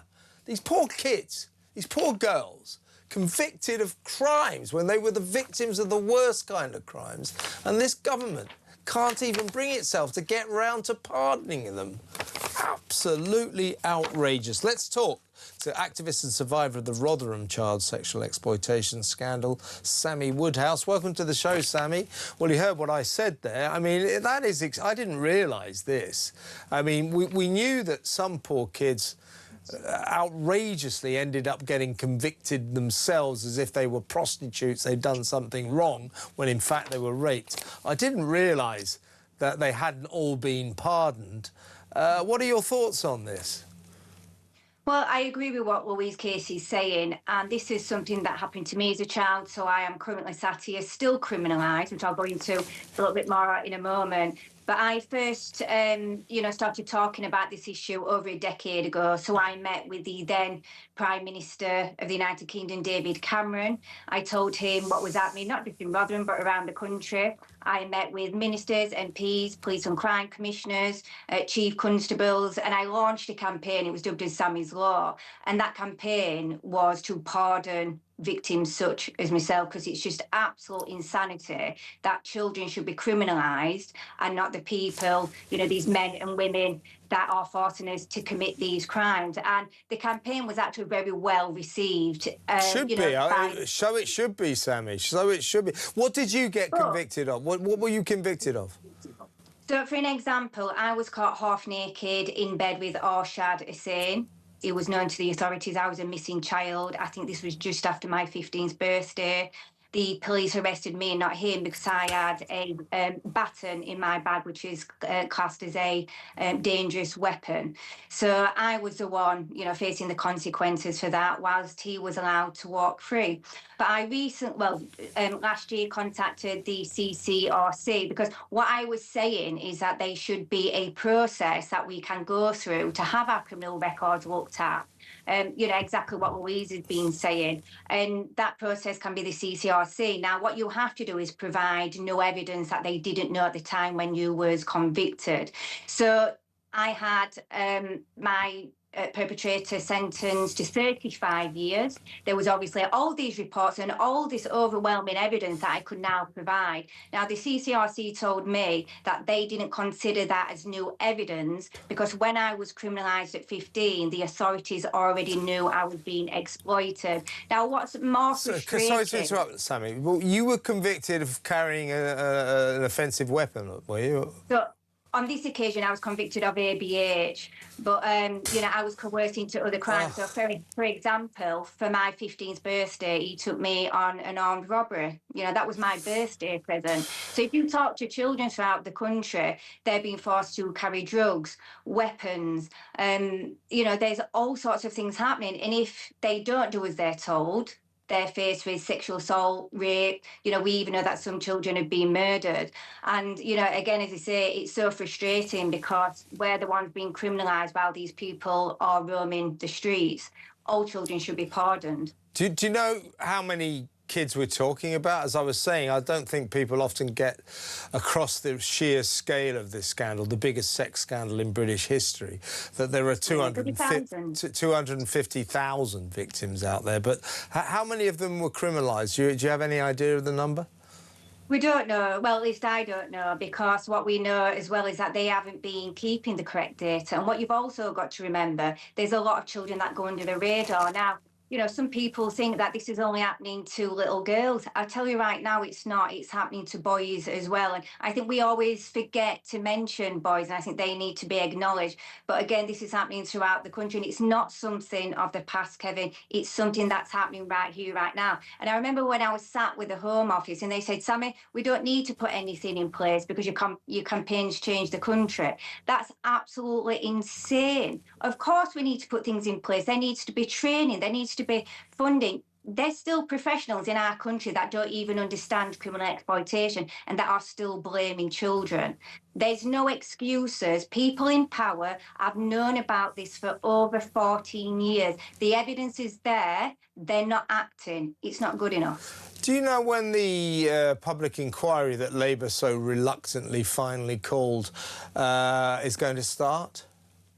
Well, I believe it has already started. I think it started in April, I believe. Right. Okay. So I think it's underway. It's been very slow. There's been a lot of I was going to say, what is happening in it? I haven't seen anything about it. Well, I don't think many people have they? I mean, if you look at our inquiry by MP Rupert Lowe, you know, we've got straight on with it. We're only small inquiry, small team, small pot of money. We've been doing that now for 15 months. Our report's going to be published next week. So there's going to be a lot of information that comes from that, but that's not going to be the end of our work. We're going to keep on going, and we're going to do whatever we can to try and protect children and to make our country a safer place to be. What did you think at the before Louise Casey's report came out? Now, Starmer, when she released her report, this would have been, I think he finally called the inquiry, was it last June, about a year ago, wasn't it? So he read her report just before that, and even he, at that point, said, right, we have to have a public inquiry.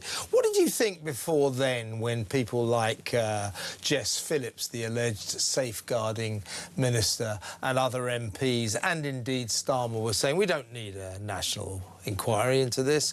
We'll have a look. We'll do a few inquiries in local councils. We don't need a national inquiry. Well, we so needed a national inquiry because it was going on all over the nation, and even more scandalously, as you will be well aware, only too painfully aware, Sammy, it's still going on now. What did you think as Labour kept saying we don't need a national public inquiry? I remember myself being utterly shocked, and I'm obviously not a victim. What were you thinking? Well, I'm disgusted by people such as Jess Phillips and Keir Starmer. I worked very closely with Jess Phillips for many, many years, so she knows the scale of this. And when, you know, before Labour got into power, they were so adamant they were going to do something. But what you've got to remember, Kevin, is that this was happening under Labour councils. Now, if you look at how I exposed the Rodham child abuse scandal, I named the Labour politician Jahangir Akhtar and the police officers involved, and the rapist Arshad Hussain. So that's the only reason why they started commissioning the Alexis J report, what showed 1,400 children, you know, just like me, that were groomed, raped, abused, trafficked, criminalised, impregnated and murdered. They was forced into it, just like Keir Starmer were. And let's be honest, you know, I don't even think it was because of Louise Casey. It was because of people such as Elon Musk, you know, people with these huge platforms. Yeah. They was forced into it. And, you know, I was in Parliament, again, with Rupert Lowe. There was lots of other politicians, I think about 50 politicians just a few weeks ago. We had the new minister, Natalie Fleet, stand up, you know, giving her pantomime act that she were doing, saying that they're going to tackle, you know, violence in Haven, all this absolute nonsense. Oh, she's the one who she voted against a rape gang inquiry. The new safeguarding minister voted against a rape gang inquiry. Let's get that straight, yeah? Yeah, and as well, what you've got to remember is she's a survivor herself. She had a child born of rape. So that's another subject I've been very vocal on, is that children born of rape have had no voice and no legal right. So she had the audacity to stand in front of me and other survivors and, you know, just come out with this absolute nonsense. And let's just remember that Keir Starmer is the one that's calling us, you know, far right and racist and Islamophobic and, you know, we're thugs, just for raising the fact that children in our country are being raped and murdered, and we don't want that happening. Well, they're absolutely disgraceful. If it's any solace, Sammy, you know, you're in good company. I mean, he thinks all of us who perhaps are slightly right of centre are far-right racist. Man. You know, that's a good that's a good description of him. Listen, just before you go, so what we're calling for here, let's get this straight, is a blanket pardon for all victims of rape gangs who were criminalised, outrageously charged with prostitution, ABH in your case, and so on and so on. Well, every single person, every single victim of rape gangs should be pardoned from the criminalisation that they so outrageously endured. Kevin, what we have to remember, and you know, this is very sad to say, but some of those victims did go on to, you know, be offenders and be dangerous people. So what we have to do is look at everybody as an individual. Now, I'm not saying for 1 second they deserve to be criminalised as children, but what we have to acknowledge is that some people, unfortunately, have gone on to become dangerous people. So we have to look at this as individually. Yeah, I'll just say that that doesn't mean to say that the criminal convictions they got when they were victims of rape gangs should not be quashed. I think all people should be pardoned in those circumstances. Yeah. Sammy, come on again soon. Really good to talk to you. Thank you very much. Sammy Woodhouse there, activist and survivor of the Rotherham child sexual exploitation scandal. That's outrageous, isn't it? Let me know what you think. 03444 99 1000. We're going to go over to Toronto next for the World Cup and talk to chief sports writer at The Sun, Martin Lipton. That next. Stay tuned.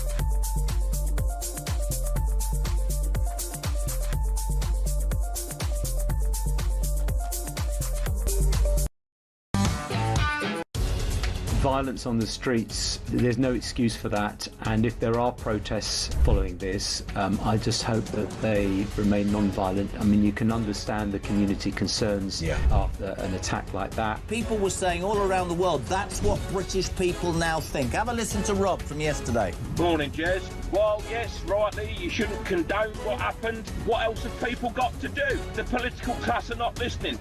These people who are coming over here illegally, they're rapists, terrorists. They're coming over here. It's literally like putting a wolf in a sheep field.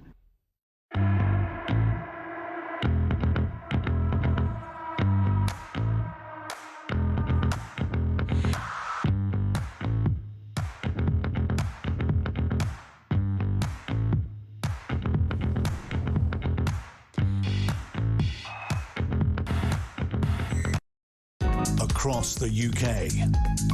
On DAB+, on YouTube, on your mobile, and on your side. This is Talk. Welcome back. Let's go straight over to Toronto to talk to the chief sports reporter at The Sun, Martin Lipton. Welcome, Martin. Hello, Martin. Can you hear me? There he is. Well, he's got. There's his face. I don't know what's happened there. We're having a few technical problems today. Hopefully, we'll get him up. Scotland, they've got.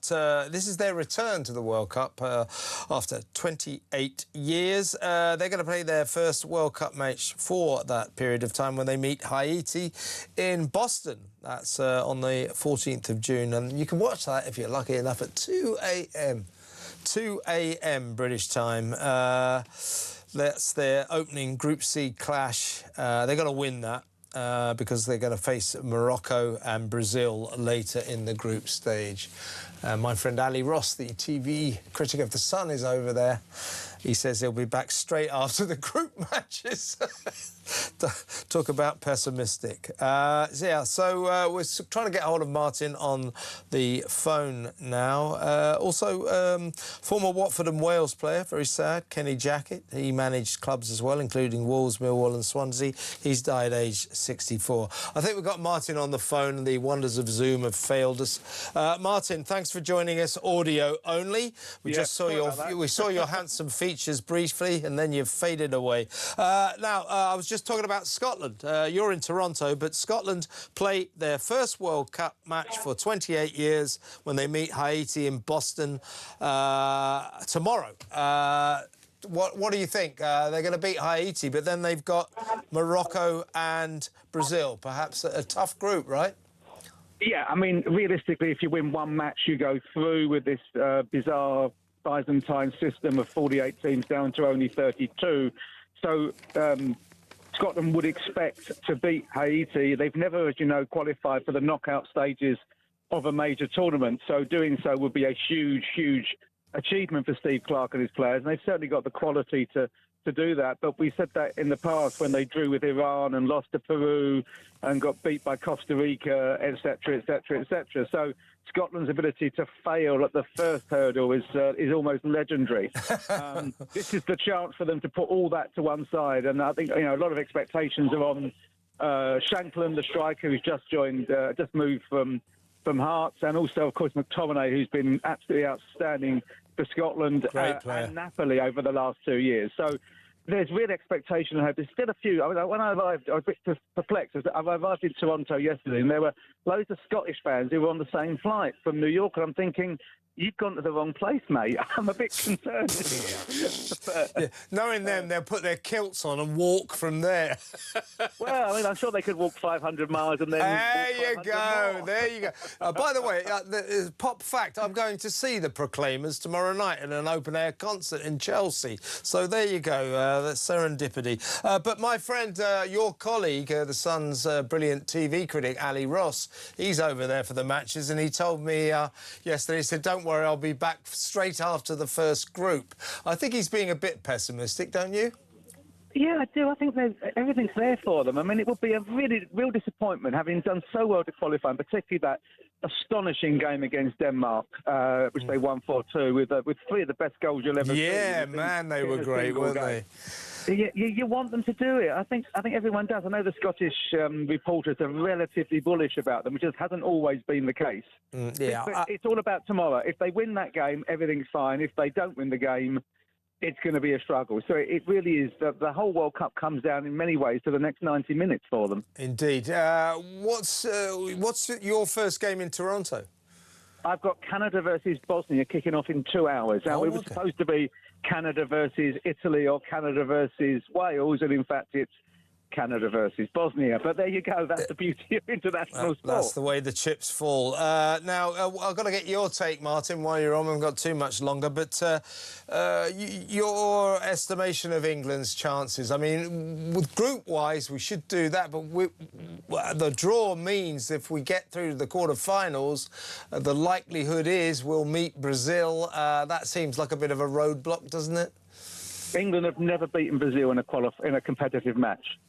So that tells you the scale of the chance. But I have to say, having watched Mexico last night, and England will play They're good, aren't they, Mexico? I saw that match. Yeah. England have got to play in the Azteca at 7,000 feet altitude in the last 16 if they get that far and win the group. That will not be easy. But whichever path you take is precarious and perilous. There's no easy route. I mean, Germany are due to play France in the last 16, Uruguay to play Argentina in the last 32. It is a very, very difficult route for any team to win this thing. You've got to beat 4 top teams to win it. Yeah, I'm a Fulham fan, Fulham season ticket holder. So Raul Jimenez, who scored Mexico's second game, he never played anywhere near as good as that for us. He played a blinder last night, didn't he? He did well. He shot the shot early on, which was a good save. He scores the goal. He's moving. Of course, you dumped him on Tuesday, and he rejoined Wolves on Wednesday, and he's scoring in the World Cup on Thursday. So we got rid of him just when he came into his prime. Yeah, exactly right. Last question, Martin. Just got to answer this quickly. It's a very difficult one, but you know, who would you realistically tip to win the World Cup? Who are the big contenders? I think Portugal will meet either Spain or France in the final. Interesting. Well, listen, enjoy Toronto. Come on again soon, mate. Always good to talk to you. Thank you very much. Martin Lipton, Chief Sports Reporter at The Sun over there in Toronto. He's got Bosnia, or Canada-Bosnia, one of the glamour fixtures, of course. But Scotland tomorrow, Haiti, and, of course, next Wednesday, it's England-Croatia. All happening. I got World Cup fever. I don't know about you. After the break, we're going to talk to Southampton fan Mark Littlewood. That next. Stay tuned.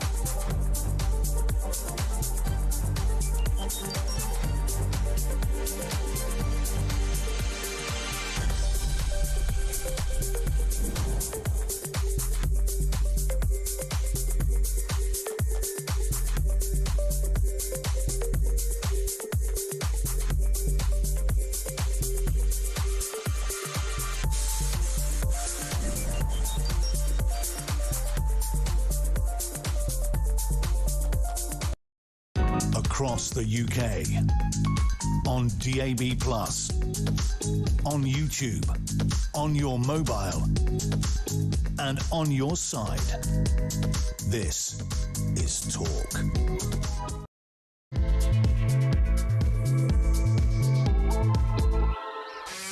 welcome back. For the next few minutes, I'm going to spend it in the excellent company of Mark Littlewood. We'll go to Mark in just a second, but in a few minutes, we're going to go, in a little while, we're going to go over to art critic, the People's art critic, Estelle Lovett, to talk about David Hockney, who has very sadly died at the age of 88 until his death. Definitely our greatest living artist, one of our greatest artists of all time, and a fabulously down-to-earth northerner till the day he died.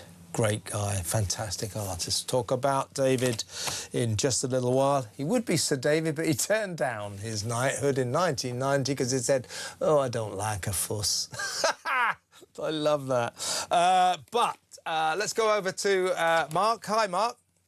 Hi, Kev. Great to be with you. Good evening. Let me ask you this. By the way, it's Mark Littlewood, folks. He is the Director of Popular Conservatism. What do you hate Rupert Lowe more for? His stewardship of your beloved Southampton Football Club, or the fact he's divided the right in Makerfield and we're going to get Andy Burnham because of him? Which do you hate him the more for? Yeah, it's quite a crime sheet, isn't it, Kev?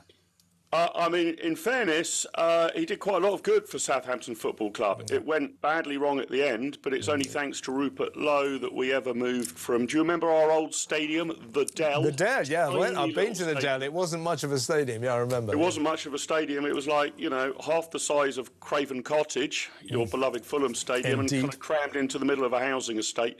And it had taken... Southampton had been planning for 100 years, nearly, to move to a new stadium, and Rupert Lowe got it done, so he gets a big tick in the box for that one. But yeah, it's starting to look like a division amongst parties on the right could well lead to, astonishingly, Labour winning this by-election in the weirdest of circumstances. Vote Labour in order to get rid of the Labour Prime Minister. It is so bizarre. It is so bizarre. But you know, I had Ben Habib on earlier, who's a bit of a mate of Rupert Lowe, and he was saying, I said, well, you know, you've done the decent thing, Ben. You stood down your entire party to try not to divide the right. The division of the right is going to be a catastrophe if we're not careful. But your mate, Rupert Lowe, will do no such thing. And he said, well, look, you know, he said, Ben said, yeah, I know what you mean, but nationally in a general election, of course that's important, but this is just a by-election. I said, there's a little bit more than that. The future of our country hinges on what happens in Makerfield next week. And we know now the chances are what will happen is Andy Burnham will proceed straight to waltz down to Westminster, where he will soon be the Prime Minister. And if you think we've got troubles in terms of our left-wing, ludicrous socialist Prime Minister right now, you wait until Burnham gets in there. This will seem like a walk in the park. Yeah. Kev, you're right. Look, you know, by-elections are often considered to be a little bit flippant. OK, for the people in that area, it decides who your MP is going to be for the next few years, but it doesn't tend to lead to the fall of a government, right, unless the government's got some sort of tiny majority in Parliament. So it's an opportunity for people to express themselves. But you're right about this one.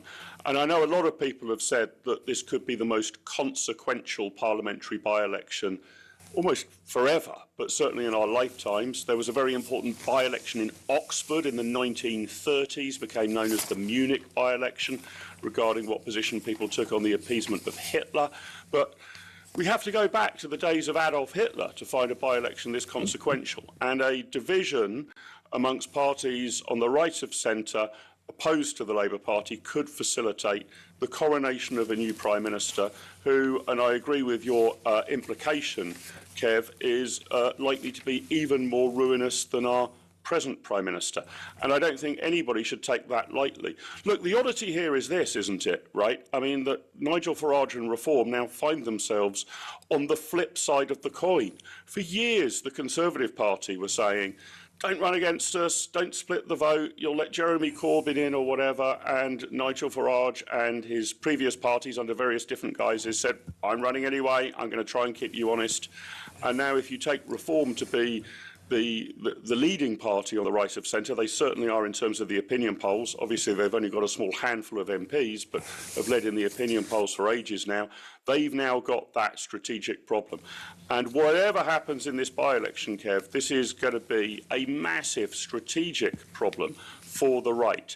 Does Nigel Farage try and pursue a kind of reassurance strategy to try and soak up some voters from the middle who aren't quite persuaded by reform yet and just sort of want to make sure that everything will be fine and it's not that big a risk to vote reform? Or does he actually need to tilt to being a bit more radical in order to stop this flank that now seems to be opening on his right-hand side with Restore Britain? An unenviable dilemma, really. I don't know quite how to crack that.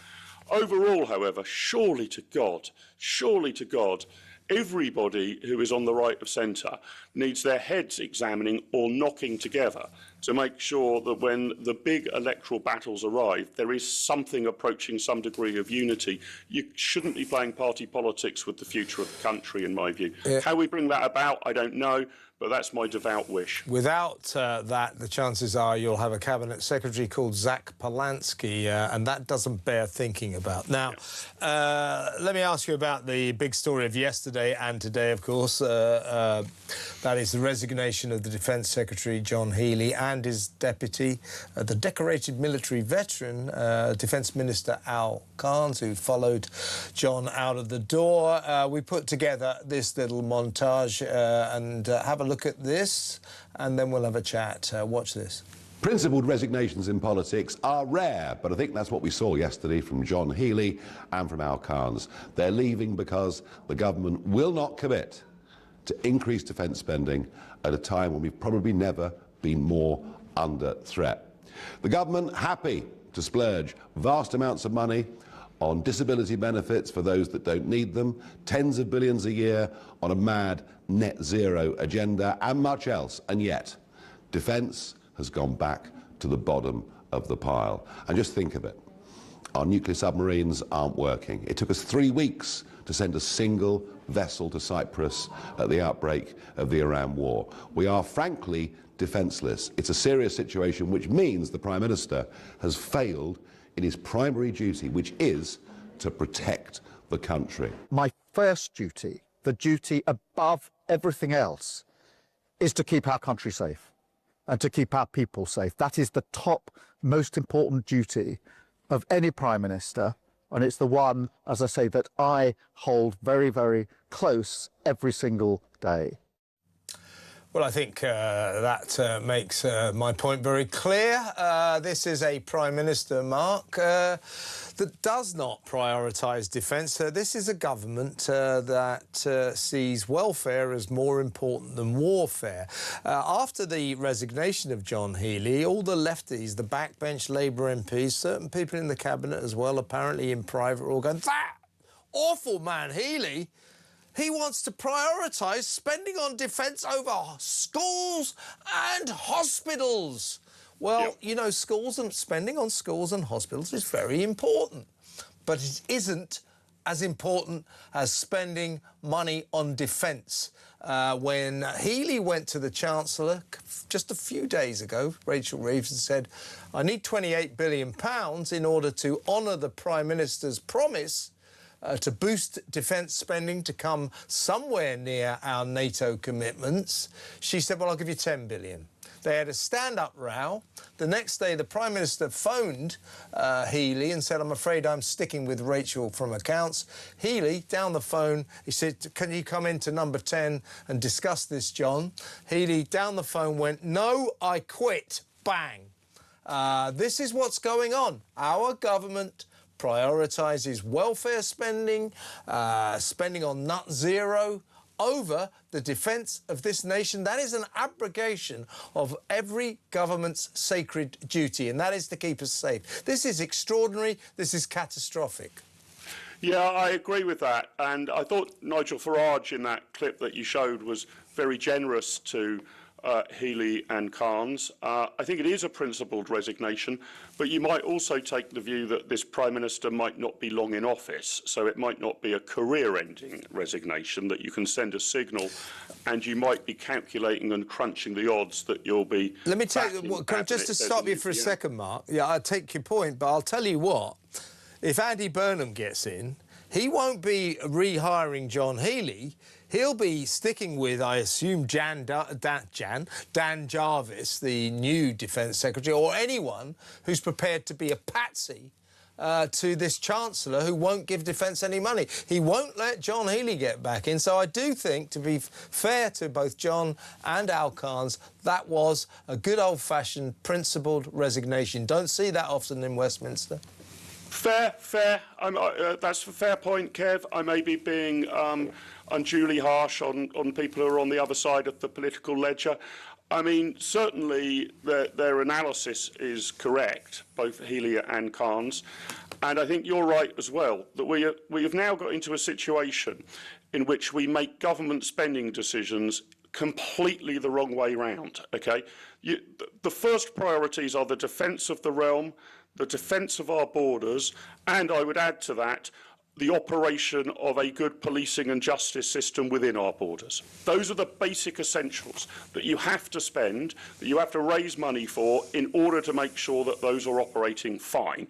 And instead, what we have found is that we are incapable of what you might call the discretionary items. I don't want to call welfare spending a luxury item. It isn't for a good number of people to get it, but it is a discretionary item, as are things like opening breakfast clubs for young kids so parents don't need free breakfast clubs. Well, yeah, everybody says free. We should ban this language. Yeah, because we are paying for these bloody breakfast clubs, aren't we? They're not free. Exactly.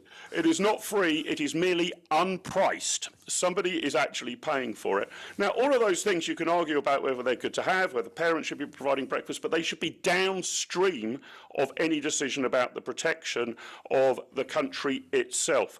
And we have got ourselves into a position where the UK has become an obese welfare state with a rusting navy attached. That is not a country. That is a complete disaster. And I am really worried that we're only beginning to get to onto the surface of how under-equipped we are. I mean, how confident are you, Kev, that our nuclear deterrent actually works? I mean, I never want that put to the test, but I would like to be confident that it works. The more we're not hearing good news on that front right now. Yeah, and I would also like us to get away. Look, I understand why we have these like NATO targets of, we really should be spending 2.5% of GDP on defence, or maybe it should be 3%, or maybe even higher, 5%. But actually, I think that's a bit of a sort of desperate way of looking at it. We need to spend on defence whatever it takes. And if you measure it as a percentage of your GDP, it's a little bit odd, because if our GDP miraculously doubles, it's not completely obvious that our defence requirements double. And similarly, if our GDP halves, we go into some ghastly recession for the next 20 years, it's not obvious that our defence requirements halve. So I think we've got to have a long, hard look at what do we need to retain a functioning nuclear deterrent, to be able to protect our borders, to be able to engage abroad were we to choose so. We chose not to do so around the whole issue of the Straits of Hormuz, but imagine we had. What would we have sent? A kind of, a rubber dinghy or two, a canoe or something. I'll tell you what, Mark. What was that? An obese welfare state with a rusty navy attached. I'm nicking that. Brilliantly summed up. Mark, it's fantastic to talk to you, and have a wonderful weekend. That's Mark Littlewood, Director of Popular Conservatism. Then let's go straight to break. When we come back, we're going to talk to the People's art critic, Estelle Lovett, about the sad death of our greatest artist, David Hockney. That next. Stick around.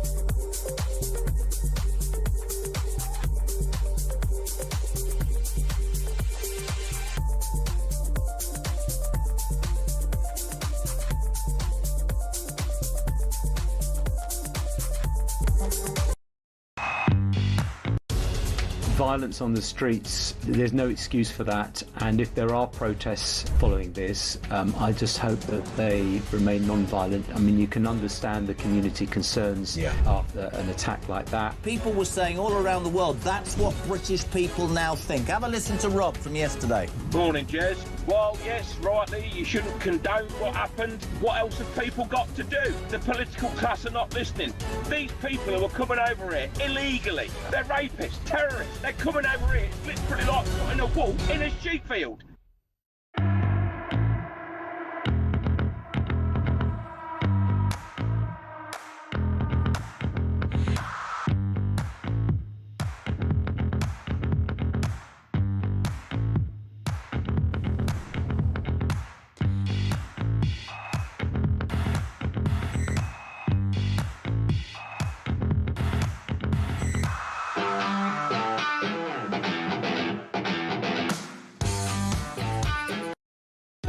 Across the UK, on DAB+, on YouTube, on your mobile, and on your side.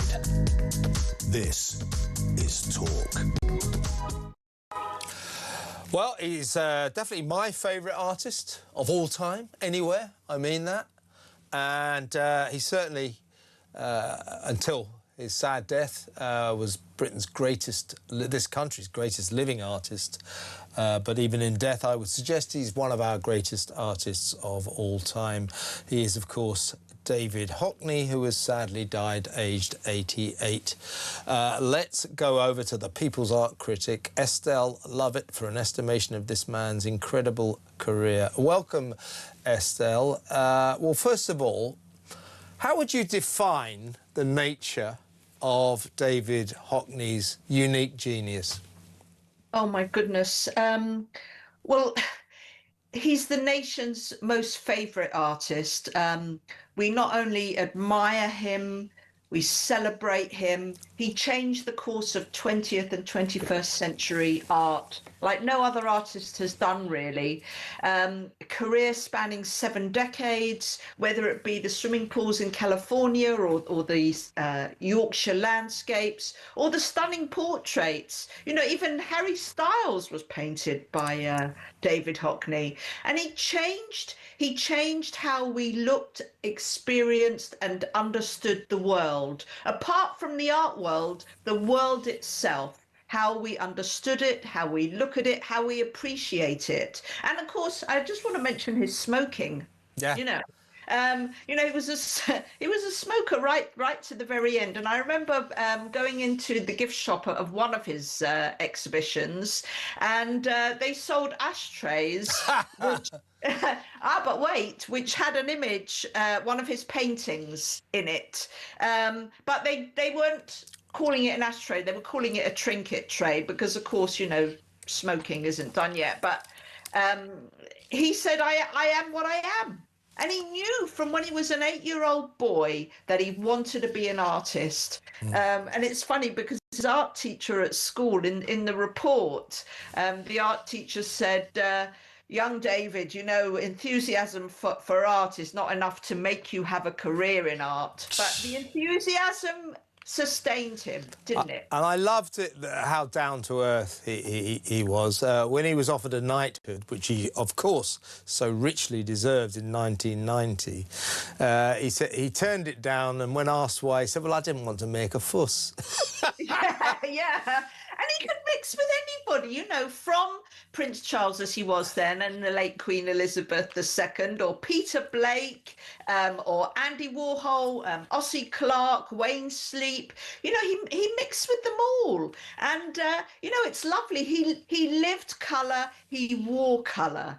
When you think about him in those lovely red and yellow glasses, huge glasses, and then his brightly coloured suits and bow ties and Crocs. You know, he really was a contemporary old master. Yes, indeed. And he came from an unlikely background up in Bradford, for, you know, profoundly, seriously working class. And he actually, you could tell that he just despised pretension.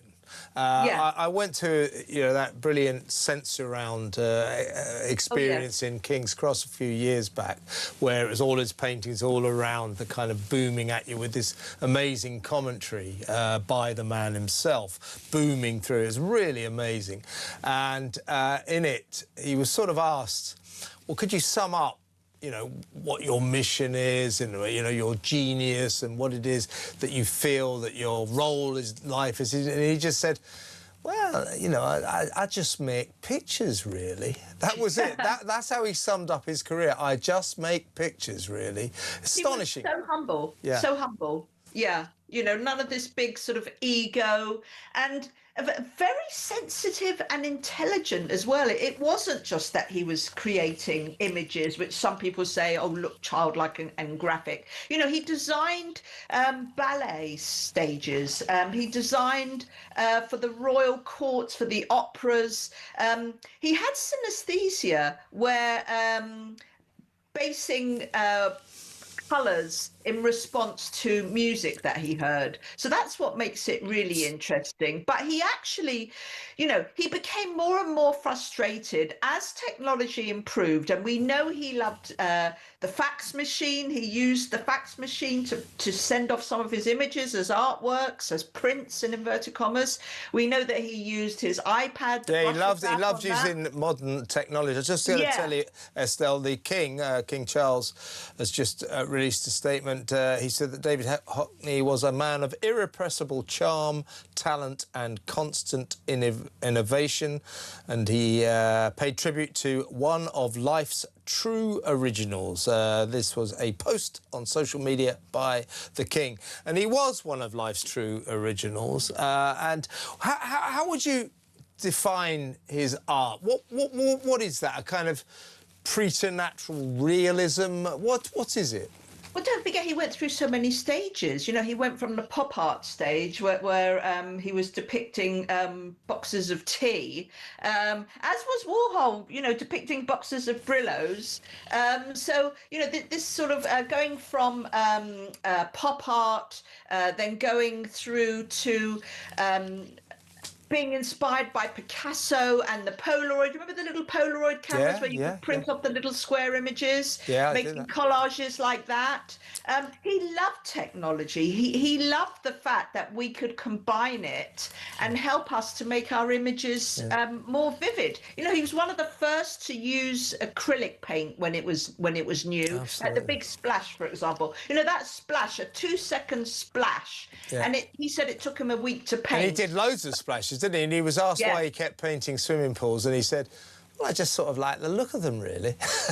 Anyway, listen, I'm going to show you something. This is the BBC today, the 1 o'clock news, firing on all cylinders. Watch this. David Hockney, one of the most influential British artists in recent history, has died at the age of 88. The picture there saying that David Hockney resigns. He's resigned from life, apparently. I've had a text from one of my audience, the brilliant Ian, who said, Hockney resigns. Is it true that Andy Warhol is also considering his position? I mean, we'll never replace this guy, will we? I mean, he was just something. Let's just briefly, just to tap off, because he also waged this sort of war against sort of health puritanism, and often wrote to the papers saying that he enjoyed his cigarettes and could he just be left alone to do that. I think he was a champion of personal liberty, didn't like this woke interference in other people's lives. I love him for that as well.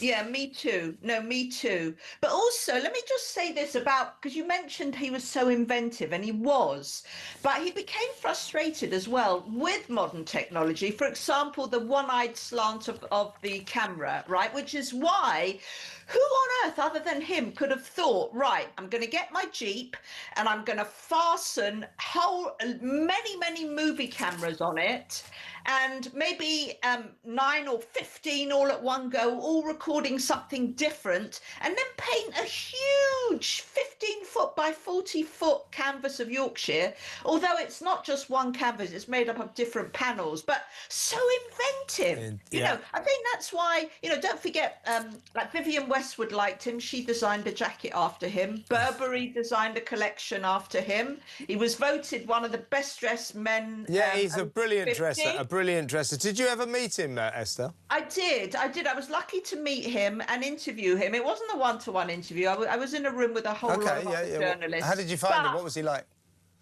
You got the sense he enjoyed life. He enjoyed life, you know, all the intimate, beautiful meanings of it, all the ups and all the downs.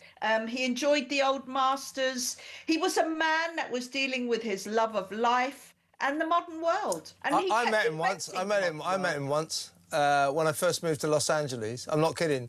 One of the first days there, I went out for a walk out of my apartment block. I was walking down the street, and he was walking the other way. And I said, are you David Hockney? He said, I am. And I said, well, it's a privilege to meet you. And he said, it's a privilege to meet you too. And then just walked off. Oh. That was it. That was my encounter with greatness. Anyway. And he loved dogs. He loved dogs. Well, you see, I knew I loved him. Listen, exactly. Estelle, I've got to go, but great to talk to you as always. Come on again soon. It's been too long. Estelle Lovett, the People's Art Critic, on the sad death of our greatest artist, David Hockney. Let's take a break. When we come back, I'll take your messages and your calls. And later on, I'm going to talk to Carl Turner, the Labour, or the former Labour MP, now independent, to get his take on the shambles, the disintegration of Keir Starmer's government. So all of that still to come. But your messages and your calls after the break, 0344 499 1000. See you in a minute.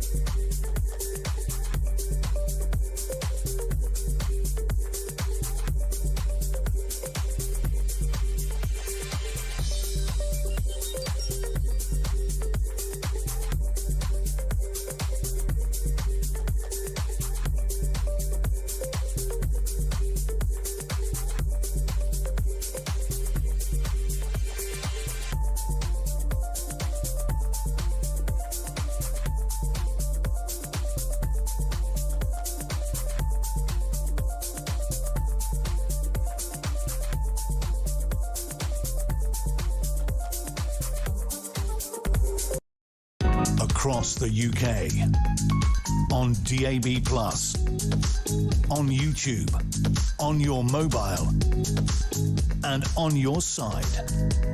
This is Talk. Welcome back. We're going to voice note here. This is from Edward on the shambolic Labour government. Kevin, this is your good friend Edward in Salt Lake City. I don't understand this. How in the world is Starmer able to hold on? For that matter, how is Labour able to hold on? The number of scandals, and I'm talking horrendous scandals, that this government of yours is going through should have brought them down. How in the world can not only Labour be so stubborn as to hold on even in the face of what is literally a coming civil war, but your opposition, the Tories, they don't seem to have the cojones to push for a vote of no confidence in the government. They don't have the numbers for that, Edward, but that's interesting. That is the view from Salt Lake City. People, America is watching what J.D. Vance called, in my view, accurately, the decline of British civilization with an increasing sense of horror. They've been focusing, they've been talking about us. We're leading the news agenda in the States. Last week, because of the two-tier policing, anti-white racism death of poor Henry Novak. They can't believe that. And this week, they can't believe that there has been an alleged attempted beheading on the streets of a British city, allegedly by a Sudanese migrant. They can't believe it.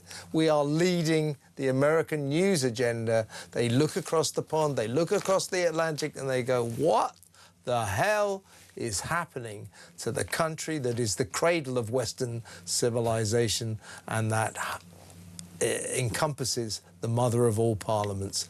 And to our friends in America, I will say, I don't know, but we're all terrified. This government is ruining this country. Absolutely ruining this country. It's unbelievable. Let's go to our first caller. Let's talk to Martin in Shropshire. Hi, Martin. You want to talk about flying the flag? Let me know what you think about that. Hi, Kev. Yeah, I'm a Royal Navy veteran, and I've got a white ensign flying outside my gap. Good. So that's really good. You're not in Gloucestershire or Bristol or Shropshire, are you? Or, because I think that might be illegal there. Yeah. Well, I mean, it's got the St George Cross and the Jack on it. Cool. So you're going straight to hell, aren't you?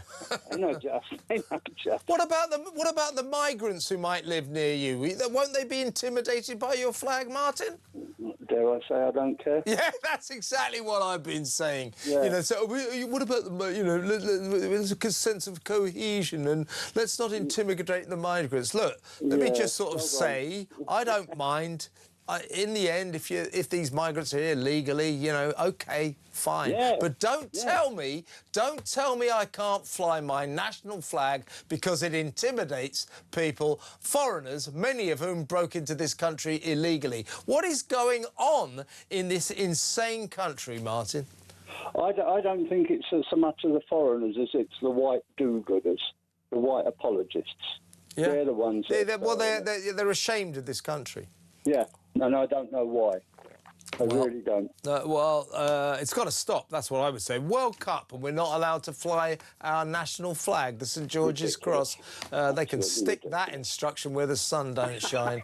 Martin, I've got to move on, and you keep flying that flag. Great to talk to you. Thank you for your service. Martin in Shropshire. Let's go to Dave in Essex. Hi, Dave. Hello, Kev. Hi, mate. Yeah, you want to talk about Restore Britain? Yeah, Rupert Lowe. He is nothing but a broken-down aristocrat. And in my 78 years... Well, he's not an aristocrat, though, is he? Oh, he talks like one. Well, yeah, but, you know, we can all talk posh, but it doesn't make us an aristocrat, does it? Yes, he has ideas of grandeur. Public school, but he's a public school boy. Exactly. And since Elon Musk said he should be leader of the Reform Party, he had to go out and buy another hat to fit his head. I'm telling you. Well, he didn't get to be the leader of the Reform Party, so he set up his own party, and the rest of the story is unfolding before our very eyes, isn't it? Yes, and he's not a gentleman, because a gentleman would step aside for Nigel Farage's party, so would Kemi Badenoch, right? Yes, all this talk about she going to get us out of the ECHR is a load of cobblers. What? I tell you, because 5 years on, if the Conservatives get in, it will still be talk. The Conservatives? That's a bit of a long shot, isn't it? Well, no. If they're at the next election, if there's any party of the right that stands a chance, it's going to be Reform, not the Tories. Reform will take you out. Nigel will not go back on his word. That they won't team up with the Tories? You mean take us out of the ECHR? Well, he'll do that. I think Kemi would do that as well. She says she will. No, she'll play the same old Boris. Well, you mean she'll make that solemn promise, and you think that when if she got into power, she'd turn around and say, "I'm breaking that promise." Well, Boris Johnson as an example. Well, no, he didn't say he was going to leave the ECHR. He got on the premise that he would leave it, didn't he? No, he didn't. He said, I'll achieve Brexit. Yeah, and he didn't say he was going to leave the ECHR. He said, I will achieve Brexit, and he did. Well, surely that would come into it anyway. No, not necessarily. Not at all. You don't need to whether or not you're... Well, as we're finding out, you don't need to be in the EU to be in the ECHR, because we're still in it. Regardless, a sportsman's bet, Kemi Badenoch will not, once elected, will not take you out of the ECHR. No point in that sportsman's bet, with great respect, because, Dave, because she's not going to get into power. But interesting times. Listen, Dave, good call. Call me again. Well, you do call regularly. It's always good to talk to you. Thank you very much. Dave in Essex. Let's go to... Don't forget, we're going to talk to former Labour MP Carl Turner in just a little while. Let's talk to Karen in Bournemouth. Hi, Kevin. Hi. What would you like to say? Yeah. Where's Elsa? Is Elsa going to bark? She just did. OK, good. So she got the bark out of the way. What would you like to say? Hey, there's Elsa. Go on. Yeah. In many cases, the councils that are telling people that they can't hang flags up and things like that, if it's your own property, they're abusing their power. If it's the council properties, I would recommend what they do is they hang their flags on the inside of the windows, therefore they become curtains. So they can't. Well, I think if you talk about public property, I would suggest that council flats, council houses, I mean, they're not public. They are those residents' homes, aren't they? So I think they can fly the flags from that. I don't want to encourage anyone to break local laws or anything, but I think that everybody in Shropshire, Bristol, Gloucestershire, all these po-faced places where they've banned the hanging of St George's Cross flags on public properties should find legal places to hang the St George's Cross, and St George's Cross the hell out of those places. Put them everywhere you can legally. Just do it. That's what I think. Karen, I've got to go. Good to talk to you, though, as always. Regards to Elsa. That's Karen and her dog, Elsa. Let's go to Georgina, the great Georgina in London. Hi, Georgina. Hi, Kevin. Nice to talk to you. I haven't talked to you for a long time. No. I've seen you on my dashboard a couple of times, but we haven't quite got round to you. Glad I did this time. What are you making of this shambles of this government, the resignation of the Defence Secretary and Minister? Oh, I think you're being very kind to them to call them a shambles, Kevin. But if any hostile nation did want to attack the UK at the moment, then now would be the perfect time to do it. That's a very good point, yeah. You know, and the government has forfeited the right to rule this country by totally disregarding the first rule of government, which is to protect the nation and its people. You know, they're leaving us militarily defenceless and vulnerable and leaving our borders open to invaders. We're now, I think, on the cusp of a collapse of this government, Kevin. They have no idea how to import, you know, how important our defences are, and they have no idea of how to keep their population safe. You know, for goodness sake... Do you want to know something, Georgina? Do you want to know something? Yeah. Yes, Starmer is right now making us very unsafe, prioritising welfare over warfare, prioritising schools, hospitals and welfare over defence spending. That means we are at risk. This country is in danger due to his policies. If Andy Burnham gets in and takes over, it's going to get even worse. Well, I mean, it's so bad now at the moment. We're being led by a dangerous bunch of clowns, Kevin, and they're totally delusional and are very sparing with the truth. You know, we're sitting ducks now for any hostile nation, and whilst we're waiting for this useless government to get its act together, we are under attack by migrants in our own country. You know, there's no win here. It's a lose-lose situation with the Labour government. Lose-lose, that's exactly what it is. We are in a perilous circumstance, perilous situation now, when the world is at war. and is on the cusp of something worse than that, maybe a world war. We haven't got any defence, and we've got a government that isn't prepared to spend any money on defence. It's extraordinary, and it's catastrophic, and it's terrifying. Georgina, I've got to move on, but excellent callers always. I'm back on the air on Monday. Give me a ring then. I always love talking to you. Georgina in London. Let's go to a new caller. I always love a new caller. That's Michelle in Cambridgeshire. Hello, Michelle. What would you like to say? Hi, my love. Well, I just think, you know, with this government, I mean, if we didn't spend all this money on migrants, you know, like they can come over and get, I think it's what, £47 a week? Yeah, they instantly get 50 quid a week benefits. Great, isn't it? 50 quid a week, yeah. Free food, yeah, free accommodation. Free food as well. Exactly. That's where all the money goes. We wouldn't be in this situation if we didn't keep giving to these parasites that keep coming across our channel. And Starmer needs to resign now, and we need a general election. Oh, God, you're so right. We're not going to get one, though, I'm afraid, Michelle. I guess we're going to get Andy Burnham. He's not going to call an election. Why would he? That would be like a turkey voting for Christmas. They'd get voted out, wouldn't they? So he's going to come in and he's going to show us, you thought it was bad under Keir Starmer. You just wait. You know, I said yesterday, to the answer, who could be, you know, what if Andy Burnham is the answer? What's the question? The question is there anyone in the country who could be a worse Prime Minister than Keir Starmer? Yeah, Andy Burnham. It's going to be a nightmare, Michelle. It is. It's all part of the big plan, though, to get all these migrants over here. It's all part of the big plan. You mean the importation of future Labour voters? Yeah, I think you might be right. But, you know, let's hope that this lot are gone and dusted by the next general election. I think they are signing their own death warrant with this appalling stewardship of this country. Michelle, great first call. Don't make it your last. Call me again. That was great. Michelle in Cambridgeshire. Now, Carl Turner's going to join us after the break, but before we go to break, we've been discussing Makerfield with Mark Littlewood and the callers, so I really should read out, due to broadcasting rules, the list of candidates in that Makerfield by-election next week on the 18th of June.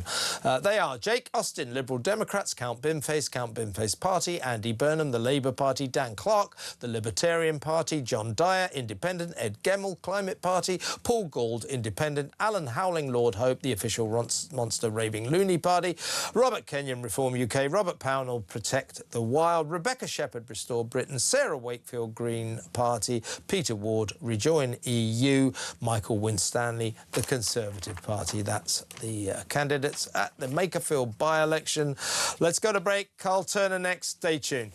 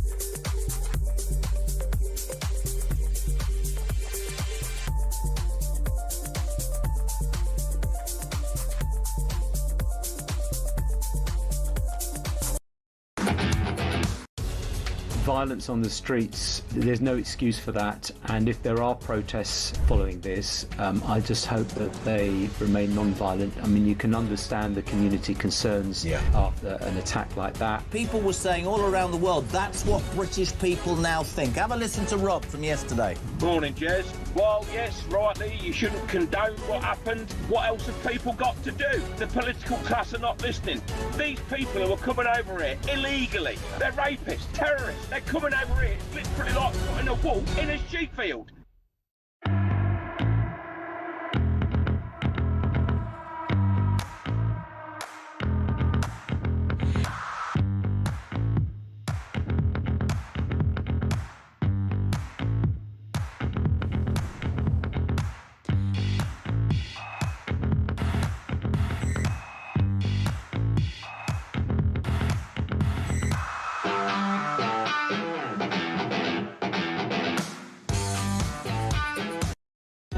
across the UK.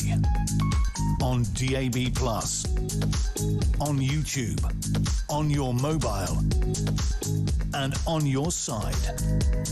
This is Talk.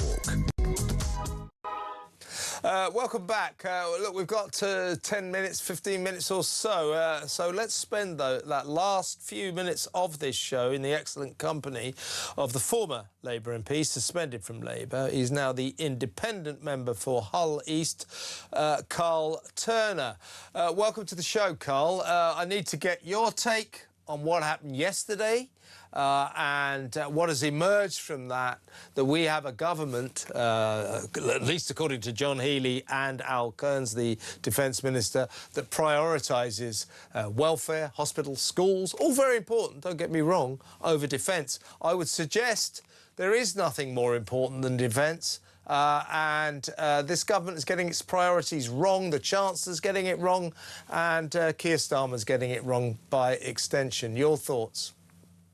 Good evening, Kevin. It's always a real pleasure to be on with you.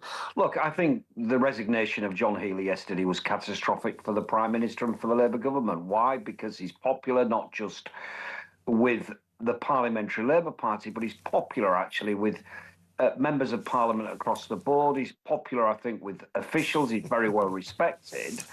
And the reality was he couldn't take any more of it. That's the truth. He's been negotiating for a very long time now for a proper settlement for defence, and regrettably he's been told where the door is, and that is the truth of what's happened. And on that basis, John Healey cannot front something which is not going to look after the country's interests. And you're absolutely right to say the number one priority of any government, whether it be Tory or Labour or Lib Dem or any other government for that matter, whether Farage was in number 10 Downing Street, the priority of that government, whatever political persuasion, is to look after its people, and that starts with the defence of the realm. The truth is, we've not been able to negotiate that with the Treasury for whatever reason. I suspect the briefing from the Treasury was unfair about Healey, actually, because he's not saying we don't want to spend on schools and hospitals, in my view. Yeah. I think what he's saying is we need to prioritise spending. Now, look, Kevin, we've got to be realistic in the Labour Party, look, and that's the problem we have at the moment. There's no leadership. There's no authority. The PM's lost his authority. You've got to say to backbench Labour MPs, look, we need to deal with the ballooning, bursting at the seams welfare benefit bill. That's just the truth. You cannot keep spending more on welfare benefit than you are on your defence of the realm. It's absolute, I think 5 times more is spent on benefits. Now, what do I say? There is a Labour way, in my view, of dealing with the benefit issue. The clue is in the name. It's the Labour Party. People of the grafter. Get them into work. But the problem we've got, Kevin, is we've had policies from the Treasury and Keir Starmer's government which stops work. Look, I don't want to call it a tax on jobs, but the reality is the national insurance increase was a tax on jobs. That's the truth. Yeah. It just was. So who's going to employ when you've got to pay that extra lump on that employment? It's a tax on jobs. It was the wrong decision. We've had the wrong decisions time and again from Keir's government. And the truth is, he says to people, get your heads together, come out with an idea, and I'll tick it at the end of the day. I'll give it the nod, the once over and the nod. People are not going to agree when their departments are going to lose money. It's the Prime Minister's job, Kevin, to say this is what we're doing and this is why we're doing it. Exactly. But he's no authority. I think he should have said to the Chancellor, no.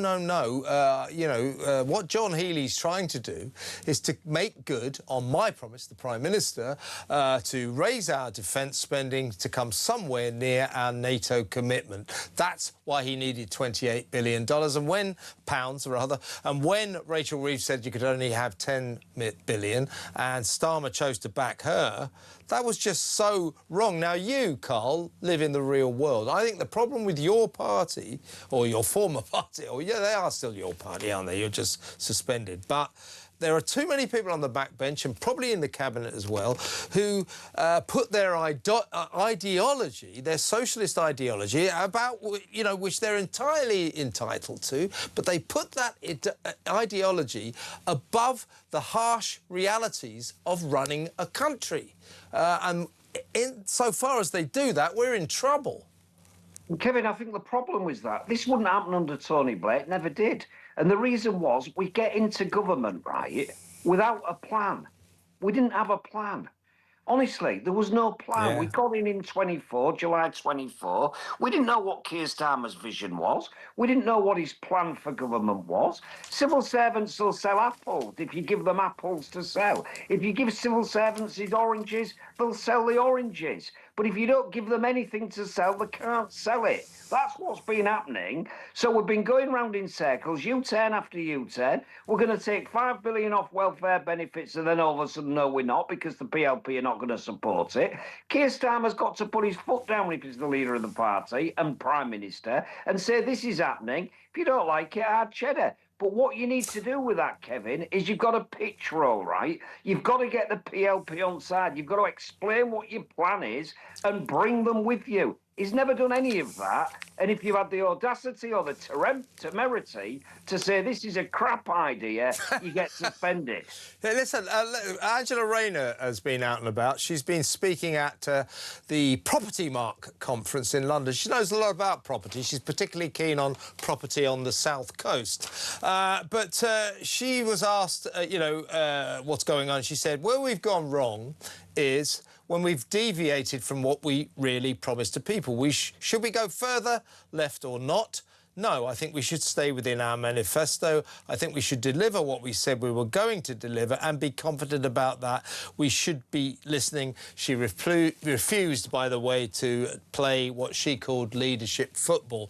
Now, Carl, what do you think it was that Labour promised the people before they won that election? Well, we didn't promise a lot, is the truth. We promised to be competent, number one. That was what the offer was. Let's be a competent government. We'd had Boris and Truss. Poor old Rishi Sunak, who's a man who I've got great respect for, came in when it was far too late. It had all gone wrong by the time Rishi Sunak got the keys to number 10. And we promised to be competent. Unfortunately, we've not been. But our manifesto commitment wasn't very terribly left-wing or enthusiastic. It was just about delivering on the basics. We talked about leaseholds being unfair. We're going to do away with them. Now we've backpedaled on leaseholds. You know, there's an umpteen things I could talk to you about. Education. I think, frankly, I've said it to Bridget Phillipson. Why on earth we're putting VAT on private schooling when, in fact, people who send the kids to private school, who can afford to send the kids to private school, are not going to suffer at all. You know what that is, Carl? Carl, that once again, that's ideology over the real world. That is the big problem here. We haven't got long to go, but I've got to ask you this. You know, yesterday, without a shadow of doubt, was catastrophic for Keir Starmer. Where does he go? I mean, he's put Dan Jarvis in, a military man who I suspect has taken on the job out of a sense of duty and loyalty to this government without any real enthusiasm for his position, so respect to him. But where does Starmer go from here? Is there any way he can repair this catastrophe? Well, look, I'm worried about Dan Jarvis because he's a man I've got great respect for, frankly. I wouldn't fancy a fight with him, Kevin, that's for sure. The truth is, I once witnessed somebody try to threaten him to nick his mobile phone, and the guy looked at him, and then Dan looked back and said, listen, mate, if you do that, it'll be the last thing you ever do. And that was the end of the matter. So I think he's got the commitment and the wherewithal to do the job. But if he's coming in there without having negotiated the money that Healy said was required, I'm afraid he ain't going to last more than 10 minutes. And that's his right. Career, that is I think he's gone as a result of it. He shouldn't have took the job unless the money was guaranteed. I think that's the problem. The problem is Dan Jarvis, who I've got respect for, has been put in as a patsy. He's going to have to accept the Chancellor's useless offer of £10 billion, and that will not defend the nation. Carl, I've got to go now because the show's nearly over, but it's great to get you in, and come on next week. Let's have a proper chat. That's the excellent Carl Turner, independent MP for Hull East, suspended from the Labour Party. I'll tell you who's not suspended from Talk. See, this is a brilliant link, isn't it? This is why seamless. It's seamless. This is why I get the big bucks. It's Peter Cardwell. How you doing? Hi, Gavin. How you doing? You all right? Yeah, I'm all right. Right, so you're going to be with us from, 7 to 9. 7 till 9, yes. I'm in a Kevin O'Sullivan sandwich. Yes, exactly. Because what just happened is afterwards. It's where everybody wants to be. What do you got coming up? They're only human.